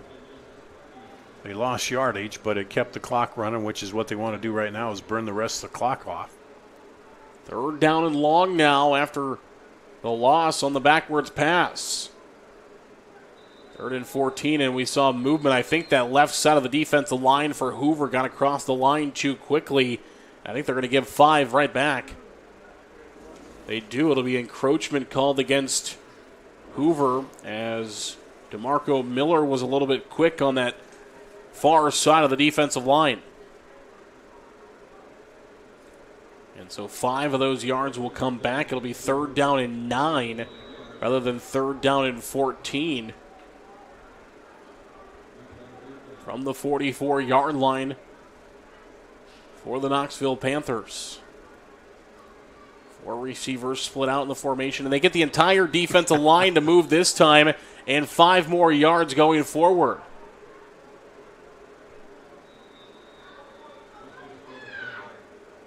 So 10 yards of the 3rd down and 14 will come back. We've got a timeout, Hoover. 2:12 to play here in quarter number 3. It's 28-7. Timeout on the field. We'll come right back to MediaCom Stadium. Hi, this is Chris from Fireplace Superstore, and you and I both know that you've been wanting to convert your drafty old wood-burning fireplace into a high-efficient gas one. Well, this is the perfect time. Heating Glow is making it easier than ever. If you buy this year between September 15th and October 13th, Heating Glow is giving a free vent kit worth up to $650, making it easier than ever to convert that old wood burner. But the best deal in years won't last, so come on in today. Fireplace Superstore, just west of Homemakers at 109th and Douglas.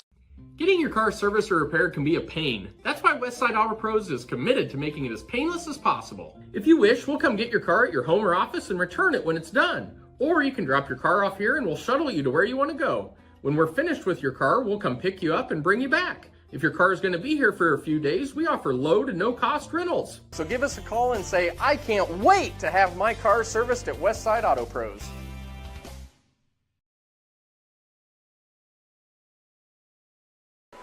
Back to MediaCom Stadium in Des Moines. Des Moines Hoover wanted to talk about that one after they've given 10 yards in penalties, and they give 5 more. So Knoxville had 3rd down and 14, and all 14 yards and 1 are going to be picked up via the penalty. 3 straight encroachments called against Hoover, and it goes from 3rd down and 14 to 1st down and 10 for Knoxville at the 46-yard line. And that's really got to be upsetting to coaches after you called a timeout and said, hey, let's settle down. Let's not be jumping over. I know they're anxious to get in there, but you just gave them a 1st down. That means they can grind more of the clock off here. Wolseley back to pass. He's going to air this one out, looking for the end zone on the right side. Incomplete, intended once again for his big man Higginbotham, but that time it just sailed out of bounds as Higginbotham running back to the field. They were trying to air that one down the sidelines and just goes a bit long. That will stop the clock. Make it 2nd down and 10 with 2:05 to play here in quarter number 3. Knoxville has the advantage by 3 scores. And are moving the football once again here at the 46-yard line. Can Hoover get one of those stops they've had? Looking for some pressure from that defensive line. 3-man front, they're going to show blitz. They bring the blitzer. It's Obway, and Wolseley just has to run to try to get away from it. Now Wolseley is loose here on the near side, and he's going to lose the football. It's out, going backwards towards the 50-yard line. And finally falling on it is Tristan Stevenson. A wild play. Hoover brings pressure off the far side. It got picked up by Stanley. Wolseley just had to pull it down and run for it. Right here, it looks like he might turn the corner and go, but he's caught from behind and stripped. And, yeah, that was just crazy. A wild play, and it all results in a 3rd down and 11. I think that was Hollins who came in there and got the arms around him and stripped him because it looked like he was like, a yard or 2 from getting around that corner and heading to the end zone, but. And now it's 3rd down and 11, and back to pass, looking to throw, and he's got Higginbotham at the 35-yard line and makes one man miss. He's across the 35, trying to push his way towards the 30. He won't get there. He's going to be brought down at the 31. But a great play there by Higginbotham. I don't think Higginbotham was expecting the football. He was kind of just standing there. Yeah, but he got his hands out and caught it. Watch this, right to his hands here. See that? Boom, right there. And then he makes a nice cut back, makes the first defender miss, and then it takes 5 of them to bring him down. Yeah, it was Kiki Coco was the initial man there on the stop for Hoover. You couldn't quite see it in the frame there, but Higginbotham, I think, thought the play was coming here to the near side and away from him. They go back to him. It's Stanley now this time on the rush, a hard rush by the fullback for Knoxville. He is going to find about 5 on 1st down, and we'll have stoppage for an Husky injury. Down, yeah. Well, he plowed into that hole hard and might be just a cramp here with – it is muggy out there, but – yeah, it is, and that's kind of what you see there. Teammate helping out. Usually as the athletic trainer will take over duties there. Kiki Coco trying to come in and help with that, but normally Yeah, when you see that leg up like that, just trying to stretch out a cramp. 21 seconds to play here in quarter number 3. It's 28-7 in favor of Knoxville. Is it me or has this third quarter been long? We've had several. We had 3 straight penalties there on Hoover and just a lot of stuff happening, but the ball hasn't moved up the field that much. And just kind of been back and forth for Knoxville. They've moved the football down the field a little bit. And they'll get some water, maybe use this as a little bit of a water break. I think the officials sometimes will do that when it's a little bit hotter out. Yeah. They have that authority to maybe take a little extra break for a water break, and we'll see that happening now here for both teams. We'll take a break. We'll come back from MediaCom Stadium in Des Moines. It's Knoxville 28, Des Moines Hoover 7.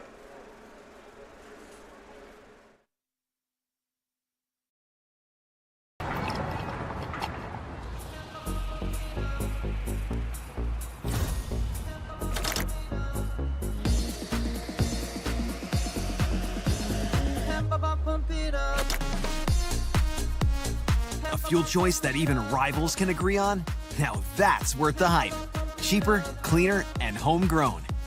Pump it up with unleaded 88.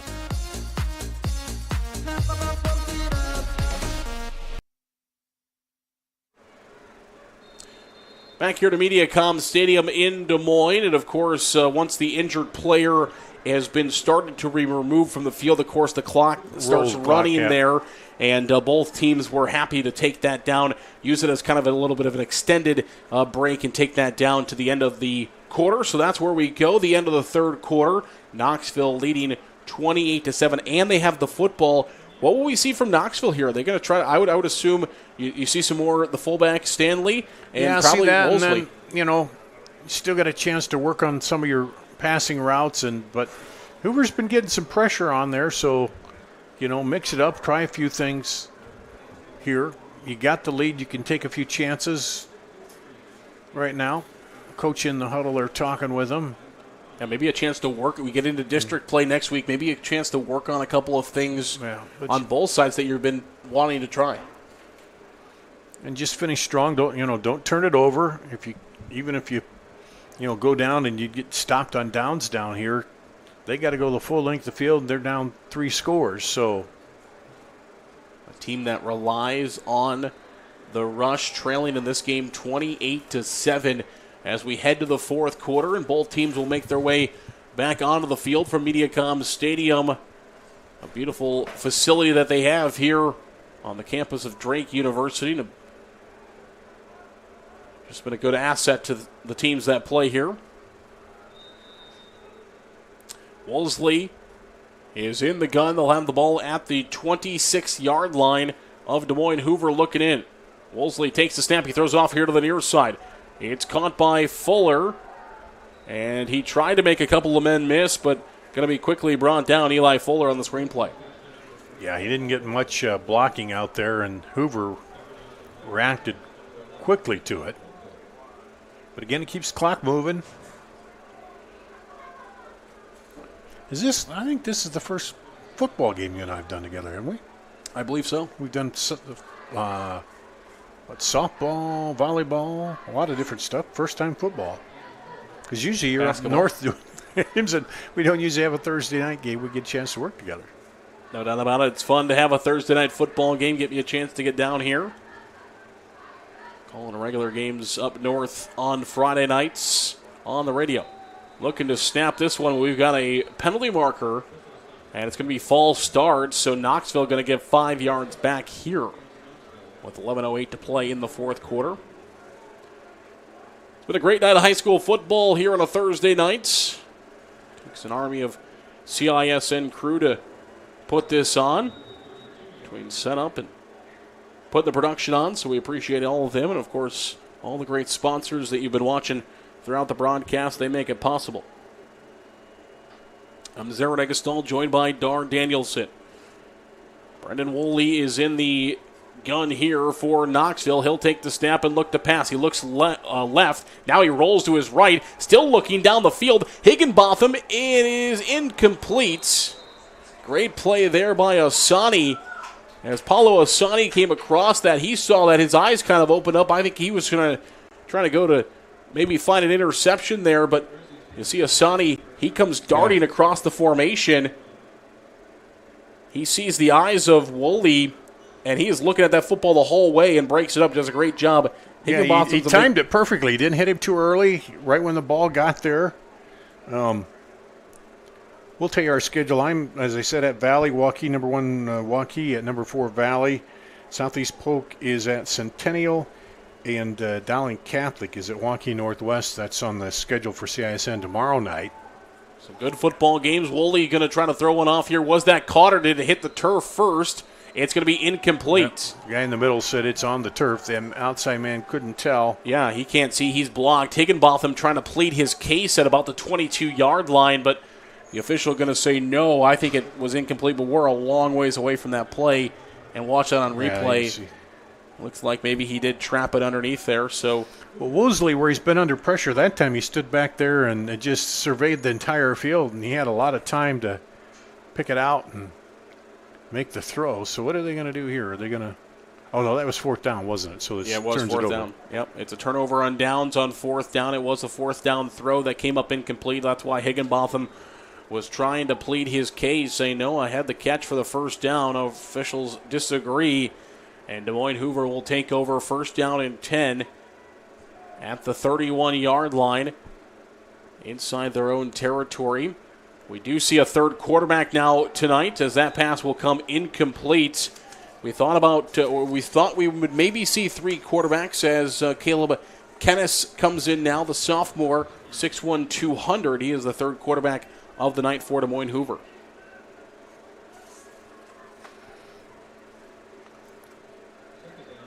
And he's going to throw the ball, looks like, based on that first play. Zay threw it some. Yeah, you almost have to now. They're going to try to go. They're going to spread the field in more of a traditional spread look with 4 wide receivers, and Kennis will take that snap. He will look to throw to the near side, and it's going to fall incomplete. I thought he had the inside man a little more open there coming across, but it's always easier to see those receivers up here. Yeah, no doubt about it. We have a good view from up here. Yeah, Joshua Hollins was streaking down the sideline. Looked like maybe he had his man beat, but I think Kennis was looking to the right side of the formation the whole way. That's the one nice thing about this stadium. I mean, they use it for soccer too, Drake soccer. But they got these big windows for us play-by-play guys to see out and see the whole game. Beautiful facility. Kennis again in the gun in a spread formation now. Different than we've seen all night long. He is going to look to throw. He is going to fire down the sidelines. This time they were going to Hollins. They saw that last play where Hollins had his man beat down the sidelines. They tried to go right back to it. Hollins had Willoughby beat again, but the pass just a little bit out of his way. Yeah, that's one of those where, you haven't been in a lot. You're just coming in, and a little better pass. They had him behind a defender, but, those are things you got to work on. And the pass will fall incomplete to force 4th down, and that will put Komet back out to punt this one away. He's had a pretty successful night punting, had that 52-yarder earlier in the game. They need one of those here and a quick stop by the defense. Komet will boot this one away. It's a spiral kick. He got a good one. And it is going to be returned, but it's going to be coming back. We've got 4 penalty markers on the field. The ball is going to be brought all the way back out across midfield, but 4 penalty markers were thrown on the play. Yeah, there's one farther up the field. There's 3 back here. Yeah. And I think he saw the same thing. He's bringing his flag back, too. Yeah, there's a blindside block here in the middle, and I think there was a hold on the far edge. So you're going to have both of those penalties be called here. Watch this. You'll see the blindside block here in the middle. Probably right at the bottom. Yeah, right there. Right at the bottom of your screen. There's I think there was a hold before that because the flag was coming out, and then you had 2 more flags come flying in on that blindside block. So it's pick your poison for. Yeah, luckily everybody is okay in that situation. Yeah, the officials will talk this one over. That hold penalty was at about the 43-yard line. That came out initially. We had just started talking about it. Hey, that's going to be coming back, and the football did get up to about the 36-yard line, so a good return there by Magana, but it's going to be coming back. They are going to call the blindside block against Knoxville, so that will put that football, and then they're going to give him a personal foul on that one. So that'll take the football 15 yards further. With 10:04 to play here in the fourth quarter, 28-7 is the score. And this football is going to go deep inside Knoxville territory. Which you're leading, so you're not so worried about it, but you just don't want to turn over deep and give Hoover a short field where they could get a quick score and get back in this ballgame at this point.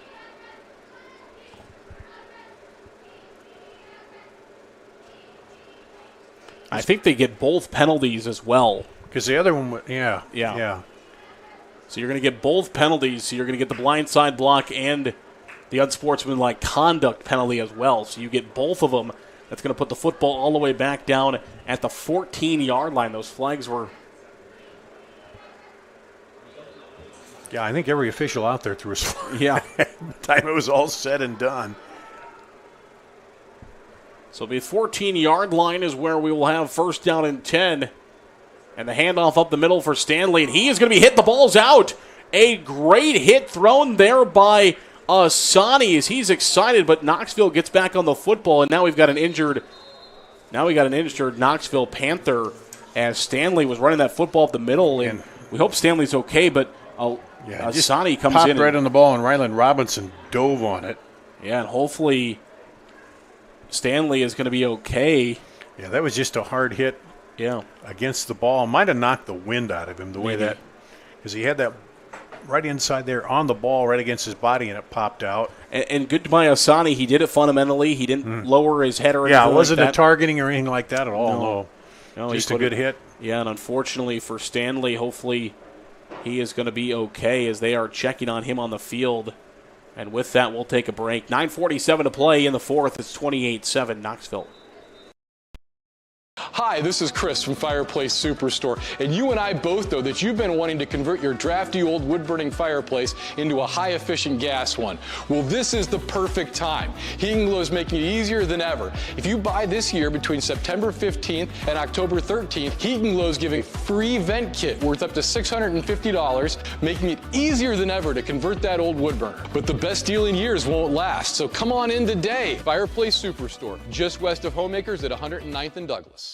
Getting your car serviced or repaired can be a pain. That's why Westside Auto Pros is committed to making it as painless as possible. If you wish, we'll come get your car at your home or office and return it when it's done. Or you can drop your car off here and we'll shuttle you to where you want to go.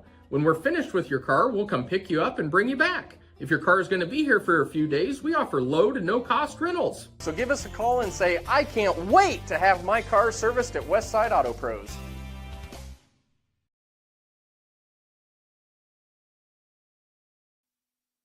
Welcome back here to MediaCom Stadium, and while you were gone, you missed some action. Unfortunately, Stanley is still on the ground as they are working on him, and now you'll see as he sits up, so that's a good sign. He'll get a good applause from the MediaCom stands, the stands on both sides here at MediaCom Field. While you were away, we do have the officials talking with staff from Hoover, who, of course, is the home team here.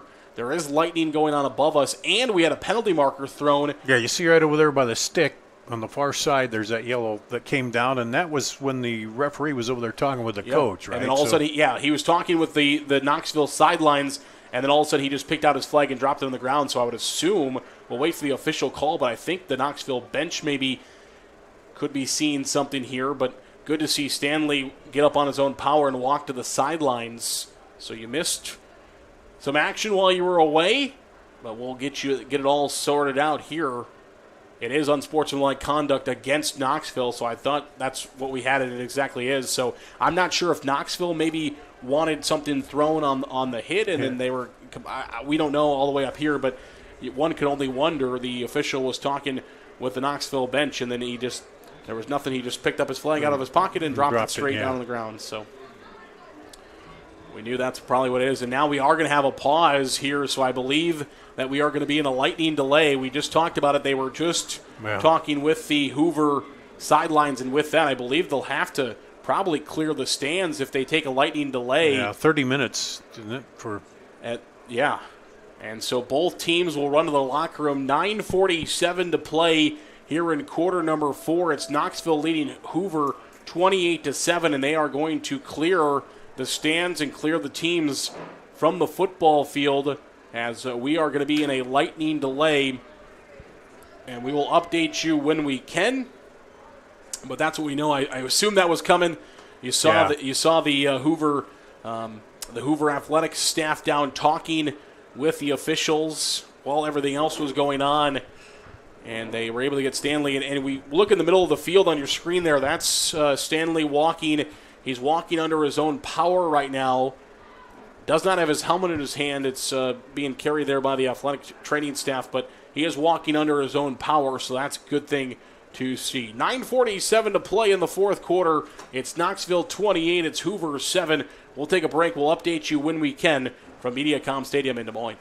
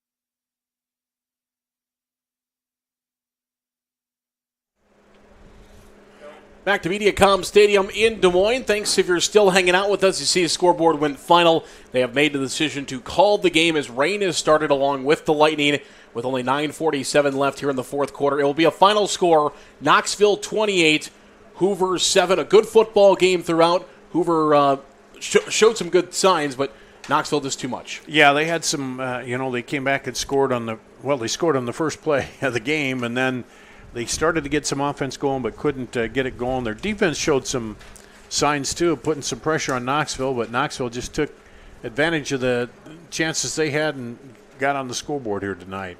Well, make sure you check out CISN on the YouTube to find out what great games are going to be going on tomorrow night, and you can watch all those from around the Des Moines Metro.